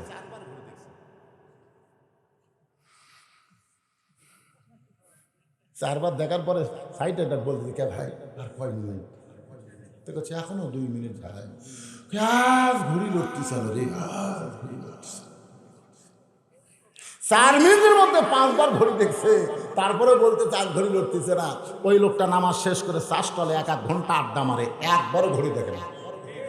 আপনারা বলেন তো দুনিয়ার মধ্যে সবচাইতে ভালো জায়গার নাম কি আর সবচাইতে খারাপ জায়গার নাম কি? সেই মসজিদের মধ্যে গেলে সময় বারবার দেখে। মুয়াজ্জিন কিন্তু কম চালাক না, সময় মতো আকামত দেবে। আপনাকে এত ঘড়ি দেখা লাগবে না। ধরে কোন কথা ঠিক কি না? এই জন্য আল্লাহ বলেছেন কদ আফলাহা মান তাযাক্কা ওয়া যাকারা ইসমা রাব্বিহি ফাসাল্লা। আল্লাহু আকবার। ডান পায়ে রাখাল মসজিদের মধ্যে ঢুকেই সামনে কাতারে যাওয়ার চাই। এতদিন নামাজ পড়েছে কোন জায়গায়? বারান্দায়। সামনে কাতারে যাওয়ার চাই। প্রত্যেকটা সাহাবী নড়ে সরে রাখালকে সামনে যাওয়ার রাস্তা করে দেয়। রাখাল একেবারে মেহরাব বরাবর সামনে কাতারে। ফজরের পূর্বে 2 রাকাত সুন্নত আছে না নাই? ফজরের ফরজের পূর্বে কয় রাকাত? 2 রাকাত সুন্নতের এত দাম। আল্লাহ রাসূল বলেছেন আসমান জমিন বিক্রি করলেও ফজরের 2 রাকাত সুন্নতের সমান হবে না। রাখাল 2 রাকাত সুন্নত পড়ে চুপটি করে বসে আছে। ইতিমধ্যে এক সাহাবী মসজিদের মধ্যে ঢুকে দেখে জাকাত দখল। জাকাত দখল। ওই সাহাবীর নাম হলো ওসমান গনি। জোরে কোন নাম কি? ওসমান গনি। কি করে আমার জাকাত কে বসে আছে? আপনারা বলেন তো শুধুমাত্র ইমাম ছাড়া মসজিদে কারো নির্দিষ্ট জায়গা আছে? তাহলে ওসমান গনি কথা বলার পিছনে কারণ কি? বলার পেছনে কারণ হলো আল্লাহর নবী বলেছেন আমি যখন ইমামতি করব আমি বরাবর যিনি পিছনে দাঁড়াবে তার নাম হলো আবু বকর। আবু বকর যখন ইমাম হবে, আবু বকর বরাবর যিনি পিছনে দাঁড়াবে তার নাম হলো ওমর। ওমর যখন ইমাম হবে, ওমর বরাবর যিনি পিছনে দাঁড়াবে তার নাম হলো হযরত ওসমান। ওসমান যখন ইমাম হবে, ওসমান বরাবর পিছনে যিনি দাঁড়াবে তার নাম হলো হযরত আলী। আলী যখন ইমাম হবে, আলী বরাবর। এই কথা বলার পরে নবী চুপ হয়ে গেলেন। সাহাবারা বললেন নবী গো, আলী যখন ইমামতি করবে আলী বরাবর পিছনে কে দাঁড়াবে? রাসূল বললেন মা ইয়ান্তিকু আনিল হাওয়া ইন হুয়া ইল্লা ওয়াহয়ুন ইউহা। আমি রাসূল ততক্ষণ পর্যন্ত বলতে পারি না যতক্ষণ আল্লাহ না বলায়। ওই আলী পর্যন্ত হলো খোলাফায়ে রাশেদিন। জোরে বলেন সুবহানাল্লাহ। তাহলে হযরত ওমর যখন ইমাম হবে, ওমর বরাবর পিছনে কে? জোরে কন, সবাই জোরে কন। কিন্তু আশা দেখে জায়গা দখল। ওটা রাখাল তো জানে না ভাই, জায়গা দখল। ওসমান গনি দেখে যে রাখালের পাশে একটু ফাঁকা আছে, ওই ফাঁকা জায়গায় ফজরের 2 রাকাত সুন্নত নামাজ আদায় করে ওসমান গনি রাখালের দিকে 3 বার তাকাছে। জোরে কন কয়বার? যেই প্রথমবার তাকাছে রাখাল, প্রথমবার তাকাতে ওসমান গনি যেই দ্বিতীয়বার তাকাইছে রাখাল, যেই তৃতীয়বার তাকাছে রাখাল লাভ ধরে বারবার কি দেখিস মিয়া কি? আপনার বলেন তো মূর্খ মানুষের দিকে বারবার তাকালে ওই রাগ করবে না? ওসমান গনি মুচকে মুচকে হাসি আর বলে ভাই তোমাকে কোনোদিন আমি সামনে কাতারে দেখিনি রে, আজকে 3 বার তাকাছে, তুমি এত গরম হয়ে থাকে, তোমার পরিচয় কি? রাখাল বলতেছে আমার পরিচয় হলো আমি হলাম একজন রাখাল। যেই বলছে রাখাল, ওসমান গনি মুচকে মুচকে হাসে। হাসার কারণ হলো রাখাল যারা হবে তাদের ভাষা নরম হলে চলবে না, রাখালের ভাষা গরম হওয়া লাগবে। ভাষা যদি গরম না হয় ও কোনোদিন জন্তু জানোয়ারকে কন্ট্রোল করতে পারবে। আচ্ছা আপনার গরু চড়াতে যায়, যদি গরু আমাদের দিকে যায়, আপনি যদি পিছন থেকে বলেন বাবা গরু, বাবা গরু, ওদিকে যাস না বাবা, ওই আপনার বাবা কথা শোনা আসবে। আর যদি বলে এই গরু, গরু কিন্তু মানুষের চাইতেও বেশি শুনবে। তাকে দেখে রাখাল লাঠি ঘুরেছে। ওরে বাবা, প্রত্যেকটা অভিভাবককে হাসির কথা না, প্রত্যেকটা অভিভাবককে আল্লাহ তাআলা রাখালের দায়িত্ব দিয়ে দুনিয়াতে প্রেরণ করছে। প্রত্যেকটা অভিভাবককে রাখালের দায়িত্ব। ধরে কোন কিসের দায়িত্ব? এখন হয়তো বলবেন হুজুর আমার তো গরু ছাগল নাই, আমি কিসে রাখালি করব? আপনি চোখ বন্ধ করে দেখেন আপনার বাড়িতে 45 বছরের একটা গাভী আছে। চোখ বন্ধ করে দেখেন গাভীর বয়স হলো 45, আর একটা আইডিয়া আছে, আইডিয়ার বয়স হলো 22। আপনার বাড়িতে একটা বকনা আছে, বকনার বয়স হলো 17। আপনার করছেন হুজুর এই গাভীকে, আইডিয়াকে, বকনাকে, গাভী হলো আপনার বউ, আইডিয়া হলো আপনার বেটা, আর বকনা হলো আপনার মেয়ে। আপনি বলেন তো ভাই এই তিনটার উপরে রাখালি করার দায়িত্ব আছে না নাই? কতক্ষণ আছে না নাই? আল্লাহ কেন বললেন কু আনফুসাকুম ওয়া আহলিকুম নার, জাহান্নামের আগুন থেকে বাঁচতে গেলে একলা বাঁচলে হবে না, তোমার আহাল পরিবারকে বাঁচার লাগবে। আপনার আইডিয়া রাত 3টা পর্যন্ত আর্জেন্টিনার খেলা দেখে, আর সালাতো খায়রুনের নাম শোনার সাথে সাথে ল্যাপের মধ্যে ঢুকে যায়, এরকম বেটা আছে না নাই? আপনি মসজিদে আসার সময় জানলাতে তাকায় দেখেন কে রে, পাও নাই মাথাও নাই, আর বেটা গেল কোথায়? 3টা পর্যন্ত খেলা দেখছে, হই হই করছে, মেসি মেসি মেসি মেসি জিকির করছে, আর আজান শুনে কুটি গেল। মানে আজান শুনবি না দেখে ল্যাপ মাথার উপর দিচ্ছে, পাও বার হয়ে দেখে টাইনে বুকের কাছে তুলছে। বাপ আস্তে আস্তে ঘরের মধ্যে গেছে, যে কেবল কম্বল টান দিছে, টান দিয়ে বলছে আহ আহ আহ। বেটা লাভ ধরে বলতেছে আব্বা আহ আহ করতেছেন কেন? বলে ল্যাপের মধ্যে তোর সাইজ আর সাইড থেকে কুত্তার সাইজ একই সাইজ। তুই আমার বেটা হয়ে আজান শোনার মধ্যে, আজান শোনার পরে ল্যাপের মধ্যে ঘুম পাড়বি, আর আমি মসজিদের যেমন সেই বাপ আমি না রে, ওঠ ওঠ। আল্লাহ নবী বলেছেন 7 বছর থেকে তালিম দেওয়া লাগে। কয় বছর? আর 10 বছর থেকে জোর করে ধর, ওঠ। ল্যাপ গরম করতেছে, নামাজের আজান দিতে হুঁশ পাইস না, ওঠ। জোর করে মসজিদে নিয়ে গেছে, বুঝু কর শুনুত পর দূরে শুনো আমাকে চাই। বাপের কাছে বেটা নিয়ে কাতার সোজা করতেছে, ফেরেশতাকে আল্লাহ বাপ বেটার রেজাল্ট কি? আল্লাহ বলতেছে 2 গুণে জান্নাতি। ধরে কেন? আপনি 17 বছরের বকনা, আপনার মেয়ের দিকে আপনি তাকে দেখেন তো, ওই যে ফাতেমা না পরিমণি? এই রাইগার লোকের আপনি বলেন আপনার মেয়ের দিকে আপনি তাকায় দেখেন তো, ওই কি ফাতেমা হচ্ছে না পরিমণি হচ্ছে? বাবা হিসাবে আপনার দেখার দরকার আছে না নাই? দরকার আছে না নাই? ফাতেমাকে ও মায়েরা বোনেরা শোনেন, গভীর রাত্রে হযরত আলীকে বুকের মধ্যে নিয়ে কাঁদতেছে। আলী বলে ফাতেমা কান্দার কারণ? বলে আল্লাহ আমার দোয়া কবুল করছে। আলী বলে বিবি রে, আল্লাহ দোয়া কবুল করলে কেউ কান্দে নাকি? ফাতেমা বলে স্বামী কি দোয়া কবুল করছে আপনি কি শুনবেন না? আলী বলে ফাতেমা কি দোয়া বলো? বলে আল্লাহ তাআলা আমার পর্দাকে কবুল করেছে, রাতের অন্ধকারে পর্দার মধ্যে আমার মৃত্যু হবে। আলী বলে ফাতেমা রে, যে সারা জীবন পর্দা করে চললো, পর্দার মধ্যেই আল্লাহ তার মৃত্যু দিবে, এখানে আশ্চর্য হওয়ার কি আছে? ফাতেমা বলে স্বামী গো, সেই মৃত্যুটা কবে হবে আপনি কি শুনবেন না? আলী বলে ফাতেমা মৃত্যুর কথা কেউ বলতে পারে না। ফাতেমা বলে স্বামী গো, আল্লাহ পাক আমাকে জানাইছে আজকে গভীর রাত্রে ফাতেমার মৃত্যু হবে। গাছের গোড়া কাটলে গাছটা যেমন ঠাস করে পড়ে যায়, হযরত আলী তেমনি পড়ে গেলেন ঘরের মাঝায়। মা ফাতেমা মুস্কি মুস্কি হাসে, স্বামীর মাথাটা উরাতের উপরে নিয়ে কপালে একটা চুমা খায়। এমন করে আপনি পড়লেন কেন? আপনি কি জানেন না এই দুনিয়া থাকার জায়গা না, আসলে যাইতে হবে? আপনার যারা আমার সামনে বসে ওয়াজ শুনতেছেন, বলেন তো দুনিয়া কি থাকার জায়গা? তাহলে সবাই আমার সঙ্গে বলেন আসলে যাইতে হবে। আমি চলে যাব, যাওয়ার পরে আমার 3টা চাওয়া আপনার পুরা করা লাগবে।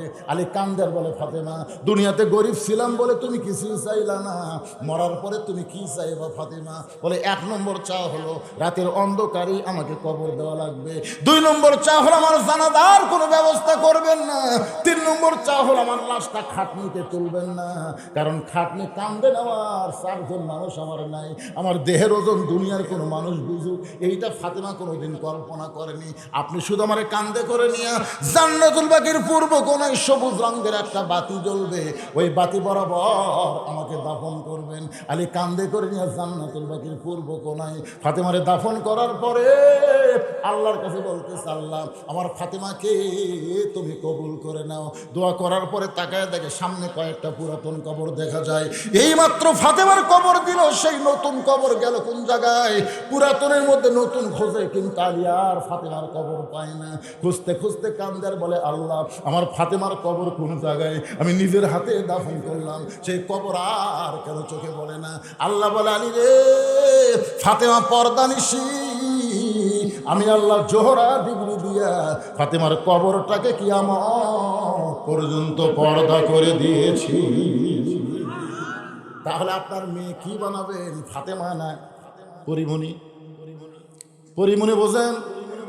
আমার যুবকেরা বুঝতেছে, বাংলাদেশের একটা নায়িকা লুঙ্গি পরা ড্যান্স দেয়, ধরে কাম কি পরে সেই নায়িকা আগে কিন্তু সর্বপ্রথম ক্ষমতা বলছে আমার পেটত বাচ্চা আছে, আগে বাচ্চার খবর দেয়, তারপরে হলুদ দেয়, তারপরে বিয়ে হয়। আপনার মেয়ে কোন পর্যায়ে আছে আপনি একটু তাকায় দেখেন তো। ওই যদি প্লাজো পরে হাই হিল পরে কিলকিল করে ঘরে, তাহলে বুঝবেন মরছেন। আপনি নবীর মতন বলতে পারবেন না, ও ফাতেমা তুই মনে করিস না তোর বাপ আল্লাহর নবী বলে তুই জান্নাতে যাবি? তোর বাপ আল্লাহর নবী হয়েছে, তুই জান্নাতে যাবি? জান্নাতে যাবার গেলে জান্নাতের আমল করে জান্নাতে যাওয়া লাগবে। নিজের মেয়েকে বলার দরকার আছে না নাই? নিজের ছেলেকে বলার দরকার আছে না নাই? নিজের বউকে বলার দরকার আছে না নাই? ওসমান গনি মুসকে মুসকে হাসতেছে। রাখাল বলে, হাসো কেন? বলে, হাসার কারণ হলো তোমার ভাষা গরম হওয়ার পেছনে কারণ হলো তুমি রাখাল। বাইরে কোনোদিন তোমাকে সামনে কাতারে দেখি নাই, আজকে সামনে কাতারে দেখার কারণ কি? রাখাল বলতেছে দেখার জন্য। দেখার জন্য ওসমান গনি বলতেছে দেখার জন্য কয় বারান্দার নামাজ পড়লে। আজকে আসলে দেখার জন্য যাচ্ছি, দেখা হলে আমার ঠেকাও পড়েনি, এ কষ্ট করে এই জায়গাটা, কারণ বারান্দার নামাজ পড়ার মজাই আলাদা, সালাম ফিরালি যাওয়া হয়। আর এটি থেকে বার হতে হতে কামসালা। অনেক মুসল্লি কিন্তু বারান্দায় নামাজ পড়তে পছন্দ করে, করে কি করে না? আগে যায় কিন্তু সামনে যায় না। যদি বলা হয় ভাই সামনে যান, না না না ভাই হুজুর হুজুর আপনি যান, হুজুর জানি তো তুই ফাওয়াই মুমিল মুসাল্লি। রাখাল বলতে আজকে দেখা হলেই চলে যাব, আর কোনোদিন সামনে কাতার আসবো না। ওসমান গনি ছোট বাচ্চার মতন কান্দে। রাখাল বলে, আপনার কান্দার কারণ কি? বলে, কয়েক বছর হলে সামনে কাতারে নামাজ পড়তেছি ভাই, এখন পর্যন্ত দেখতে পাইলাম না, আর তুমি আজগাই এসে আজগাই দেখবা। এইটা শোনার পরে আমার চোখ দিয়ে দর দর করে পানি পড়তেছে। রাখাল বলে, কান্দিস না রে, কান্দিস না, তোর চোখের পাওয়ার কম, এই কারণে তুই দেখতে পাস না। আমার হাতটা ধর, আমি দেখবো এবং তোমাকে দেখাই দিব। রাখাল দেখতে চায় হযরত উমরকে, আর ওসমান দেখতে চায় নামাজের মালিক আল্লাহকে। গানটা যারা পারেন তারা পড়েন, আর না পারলে খেলে আমারটা শোনেন। হাদিসে আছে বিস্তারিত, হুজুরি কলব ব্যতীত করছেন কালেও নামাজ তোর হবে না। তবে কেন গাও জুয়ারি, মানুষকে দেখাও নামাজ পড়ি, ও তোমার সিদ্ধ বীজে সুফসল ফলবে না। আজও কেন আল্লাহর নামাজ ধরতে পারলা না? আনতা আবুদুল্লাহ কান্নাকা তারাহু ফাইল্লাম তাকুম তারাহু ফাইন্নাহু ইয়ারাকা। ওসমান গনি রাখালের হাতটা খস করে ধরছে, সুবহানাল্লাহ ধরে বলতে, আল্লাহ রে, নিজের যোগ্যতায় পারিনি আল্লাহ, আজকে একটা পাশি, এ নিজেও দেখবে আমাকেও দেখায় দেবে। আল্লাহর কোরআন বলে, উসমান ইয়া আইয়ুহাল্লাযীনা আমানু তাকুল্লাহা ওয়া কুনু মা'আস সাদিকিন। সবাই আল্লাহু আকবার। এখানে আল্লাহ কি বলতেছে? আমাকে বিশ্বাস স্থাপন করেছো, আল্লাহর ভয় যদি কলিজার মধ্যে রাখতে চাও, ওয়াকুনু মা'আস সাদিকিন, একটা সত্যবাদীর তোমরা সাথী হও। আপনার বলেন তো, বাংলাদেশের জমিনে সত্যবাদী কারা? বর্তমানে হক কথা বলার অপরাধে যারা জেলের ভিতরে আছে, এরাই হলো সত্যবাদী। ধরে কোন কথা ঠিক কিনা? আমার মতন ফ্যাসটা বক্তা কিন্তু সরকার ধরবি না, জানে ডাইরেক্ট কিছুই কয় না, ইয়াঙ্গেলে মার দেয়, ধরার দরকার নেই। কিন্তু যারা ডাইরেক্ট মারে, এইগুলা বেড়াত তাহলে সত্যবাদী মামুনুল হকের যদি সঙ্গী হবার চান, তাহলে বেড়া থাকলে হবেই না ভিতরে ঢোকা লাগবে? কেউ ঢুকতে চায়নি। আমরা মনে করছিলাম ছোটবেলায় সাইদি হুজুর জেলের তুলে জেলের তালা ভাঙ্গা নিয়ে আসবি। মামুনুল হক যখন গরম গরম বক্তব্য দিত, প্রত্যেকটা মাদ্রাসার তাল বেলেন যে গরম হতো, মনে করছিলাম ধরলে জেলের তালা ভাঙবি। ওরে বাবা রে, আমার এলাকায় এক লোক ভোটের আগে কবরের মধ্যে লুকে আসে, মানে পুলিশের ভয়ে, ধরে খান কারো ভয়ে। ওটি খেয়াল খুল পাটা কম্বল টম্বল পাড়িয়া ওই ল্যাপকা মধ্যে কয়, পুলিশ রে যতই ঘর এই জায়গায়। ওই প্রত্যেক দিন সন্ধ্যা হলে ওটি যা সতে পুলিশ বাড়িতে খুঁজা মাইনা নৌকায় স্বামী কোন ডাকাত আছে, 3 বার পুলিশ আসবে। আল্লাহ আজরাইলকে কসে যা তো পুলিশের পোশাক করে যা, তা আজরাইল পুলিশের পোশাক করে এসে বলছে, কে রে আব্দুল্লাহকে, কে রে ভাই এই জায়গা তো খোঁজকে দিল। ভাই রে আমি পুলিশ না রে, আমি আজরাইল। পুলিশ ধরার ভয় আজরাইল ধরবি, এটা আমার মনেই নাই ভাই রে। আজকে বাংলাদেশের মুসলমানের ইমান, পুলিশ ধরার ভয় আজরাইল ধরবি, এটা মনেই নেই। আপনার বলেন তো কোন ধরার গুরুত্ব বেশি, পুলিশ ধরা না আজরাইল ধরা? আমাদের সবাইকে পুলিশ না ধরলেও আমাদেরকে আজরাইল ধরবেই, ধরে কণ্ঠে। আল্লাহ কোরআনে বলেন কোনো টেনশন নাই, ইয়া আইয়ুহাল্লাযীনা আমানুত্তাকুল্লাহা হাক্কা তুকাতিহি ওয়া লা তামুতুন্না ইল্লা ওয়া আনতুম মুসলিমুন। আপনার কি বিরক্ত হচ্ছে? তাহলে কোরআন শরীফ তেলাওয়াতের পরে আল্লাহু আকবার আস্তে জোরে জবান খুলে বলবেন। ওসমান গনি রাখালের হাতটা ধরে বসে আছে, কিছুক্ষণ পরে নামাজের যখন সময় হয়ে গেল জামাতের, এমন সময় মুয়াজ্জিন আকামত শুরু করেছে। আপনারা বলেন তো মুয়াজ্জিন যখন আকামত দেয়, আকামত দেওয়ার পর আর বসে থাকা যাবে? কিন্তু কতকগুলো মুসল্লি চেয়ার নিয়ে গেছে, এরা কিন্তু খাড়া হয় না। আমি দেখলাম সব মুসল্লি ডান আছে, কিন্তু চেয়ার আলাদা ওঠে। তাই আমি চেয়ার আলাদা বললাম, ভাই ওঠেন ওঠেন ভাই। না হুজুর আমার মাজা ঠিক নেই। তো তোর মাজা ঠিক নাই, তুই 10 কেজি ব্যাগ লিয়া পত্নীতলা ঘুরিস। তোর মাজা ঠিক নাই, তুই হাঁটে হাঁটে মসজিদে আসিস। তুই ভ্যানের টাকা বেশি দিবি না দেখে তুই 2 কিলো রাস্তা হাঁটলি, আর মসজিদে আসে তুই বসলু। তার মানে নামাজের ভিতরে বাহিরে যে কয়টা ফরজ, তার মধ্যে একটা ফরজ হলো দাঁড়িয়ে নামাজ পড়া। ধরে কোন কথা ঠিক? এ তো কতগুলো আছে দাঁড়ায়। সমস্ত সাহাবীরা যখন দাঁড়ায় গেছে, এমন সময় রাখাল তাকায় দেখে মেম্বরের ভিতরে ওই পথিক এসে দাঁড়াইছে। রাখাল চিন্তায় পড়ে গেল, উমরকে দেখার জন্য আইছি। ধরে কান কাকে দেখার জন্য? কিন্তু উমরের জায়গায় পথিককে দেখে যেই মাত্র রাখাল বলছে কদ কামাতি, মুয়াজ্জিন বলেছে কদ কামাতিস সালাহ, কদ কামাতিস সালাহ, সঙ্গে সঙ্গে রাখাল আল্লাহু আকবার। ওসমান গনি এতক্ষণ রাখালের হাত ধরেছিল, হাত ছাড়ে দিছে। হাত ছাড়ে দিয়ে বলছে, কে রে ভাই, ইমাম সাহেব ভুল করলে মানুষ লোকমা দেবে, এখন আকামতই শেষ হয়নি, আপনি আল্লাহু আকবার লোকমা দিলি। রাখাল চিল্লাল, এই জন্যই তো তুই কানা, তুই দেখবার পাস না, এই জন্যই তো তুই দেখতে পাস না। ওসমান গনিকে যখন কানা কানা বলতেছে, দ্বিতীয় কাতারের একজন সাহাবী দৌড়ে এসে রাখালের হাতটা ধরে হ্যাঁচকা টান দেয়, বলে পাগল রে, তোর সামনে দেখি আমার সন্দেহ হয়েছে। যারে তুই কানা কানা বলে তিরস্কার করতেছিস, এই মহামানবকে তুই চিনিস?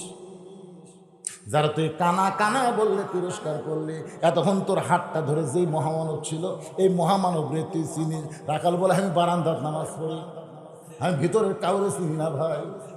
সাহাবী কান্দের বলে, পাগল রে, যেই মহান ব্যক্তি তোর হাতটা ধরেছিল, ওই মানুষটা হলো আল্লাহর নবীর ডবল জামাই ওসমান গনি। যে বলছে নবীর ডবল জামাই কি গনি? ওসমান গনি। রাখালের চোখ দর দর করে পানি পড়তেছে, এই জন্যই বারান্দায় নামাজ পড়ে, এই জন্য ভিতরে ঢোকার সাহস পাই না। কিন্তু ওই পথিক আমার সর্বনাশ করছে। এভাবে আঙ্গুল তুলে ওমর ফারুকের দিকে দেখায় বলে, ওই পথিক আমার সর্বনাশ করছে। ওই পথিক আমারে কইছে, ওমরকে যদি দেখবার চাও তাহলে সামনে কাতার নামাজ পড়বা, মেহরাবের দিকে লক্ষ্য করে দেখবা, যে মানুষটা ইমামতি করতেছে ওই মানুষটি হলেন হযরত ওমর। ওই প্রতীক আমার সর্বনাশ করছে রে। ওমরকে দেখার জন্য বারান্দা থেকে আমি সামনে কাতারে, এখন বলো সামনে কাতারে এসে দেখি ওই মেহেরের মধ্যে প্রতীকরে দেখা যায়। এখন তোমরাই বলো লোকমা দেওয়া ছাড়া তোমার কোনো উপায় নাই। হাজার হাজার সাহাবীরা কাঁদতেছে, সবাই যখন কান্দে রাখাল চিল্লা বলে আল্লাহ বারান্দায় নামাজ পড়া ভালো, এই ভিতরে কেন কান্দা কান্দি শুরু হয়ে গেল? ওসমান বলে রাখাল ভাই ভিতরে কান্দার কারণ হলো তুমি যারে পথিক পথিক বলতেছো তিনি হলেন হযরত ওমর।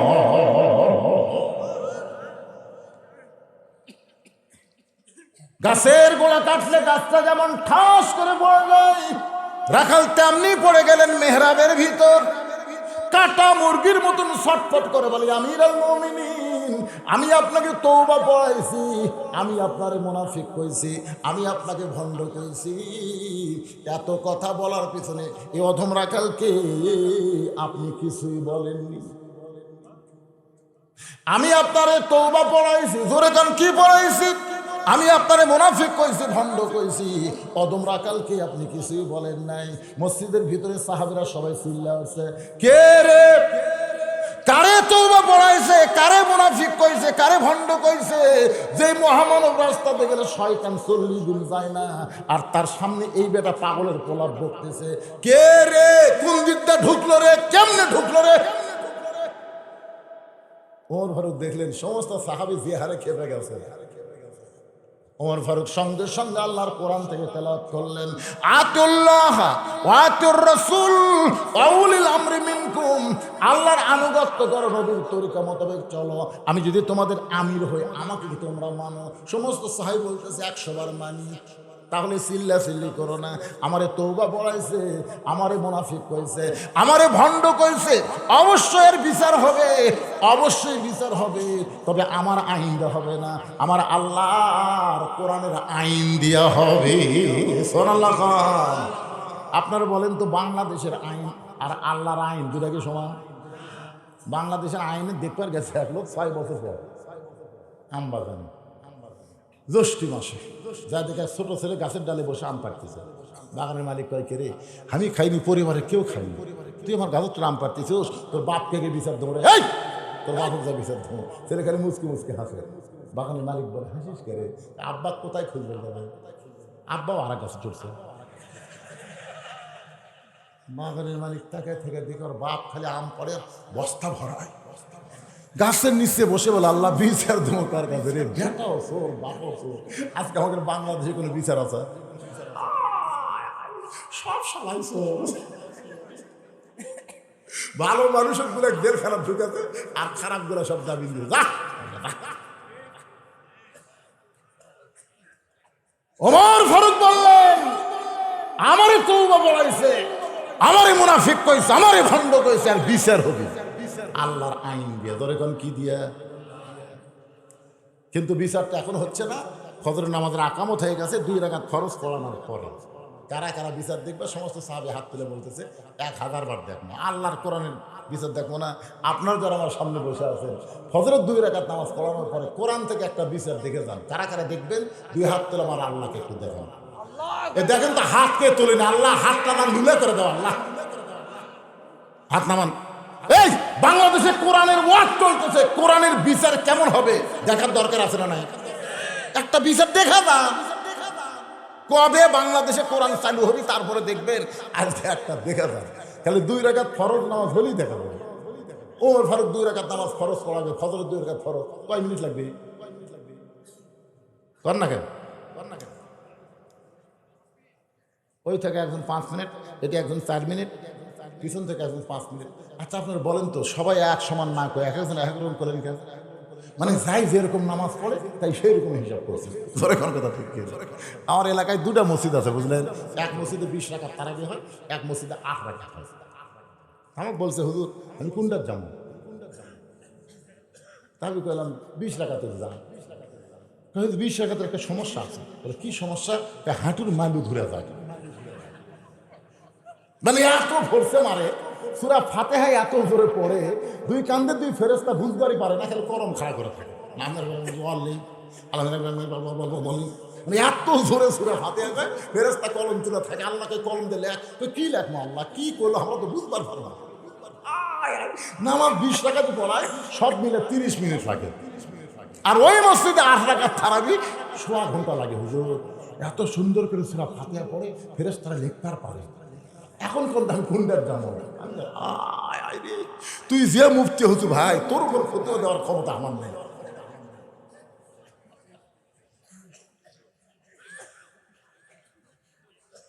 এখন আপনার বলেন ওমর ফারুকের ফজরের 2 রাকাত ফরজের ইমামতি করতে কয় মিনিট লাগবে?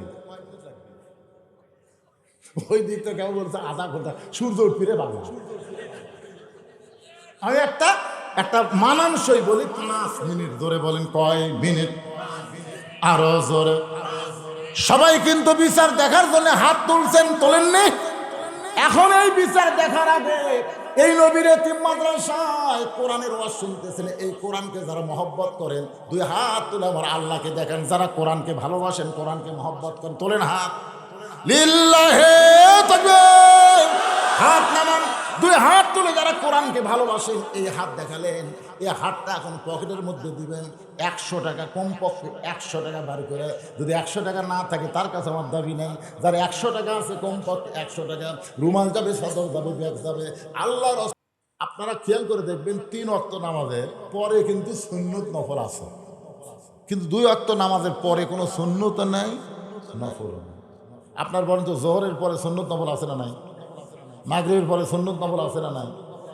এশার পরে সুন্নত নফল বেতের আছে না নাই? কিন্তু আসরের পরে, ফজরের পরে, আচ্ছা কেন নাই? কোন তো কোনোদিন আপনাদের মনত কিরকম চিন্তা হলো, কিরে 3 অক্তর আছে, 2 অক্তর নাই কেন? এই চিন্তা কোনোদিন করছেন? এরা চিন্তা করার টাইম আছে আমাদের আলু কি করে বেশি হবে, ধান কি করে বেশি ফলন হবে, এই টেনশনে আমরা আছি। জোরের কথা ঠিক কিনা? এই মাসটাই হলো নামাজের মাস ভাই। আর মাত্র 1 দিন বেন আছে, 1 কি 2 দিন আছে রজব চাঁদ। এই চাঁদ ওঠার সাথে সাথে আসলে একটা দোয়া পড়তেন। সাবান উঠছে?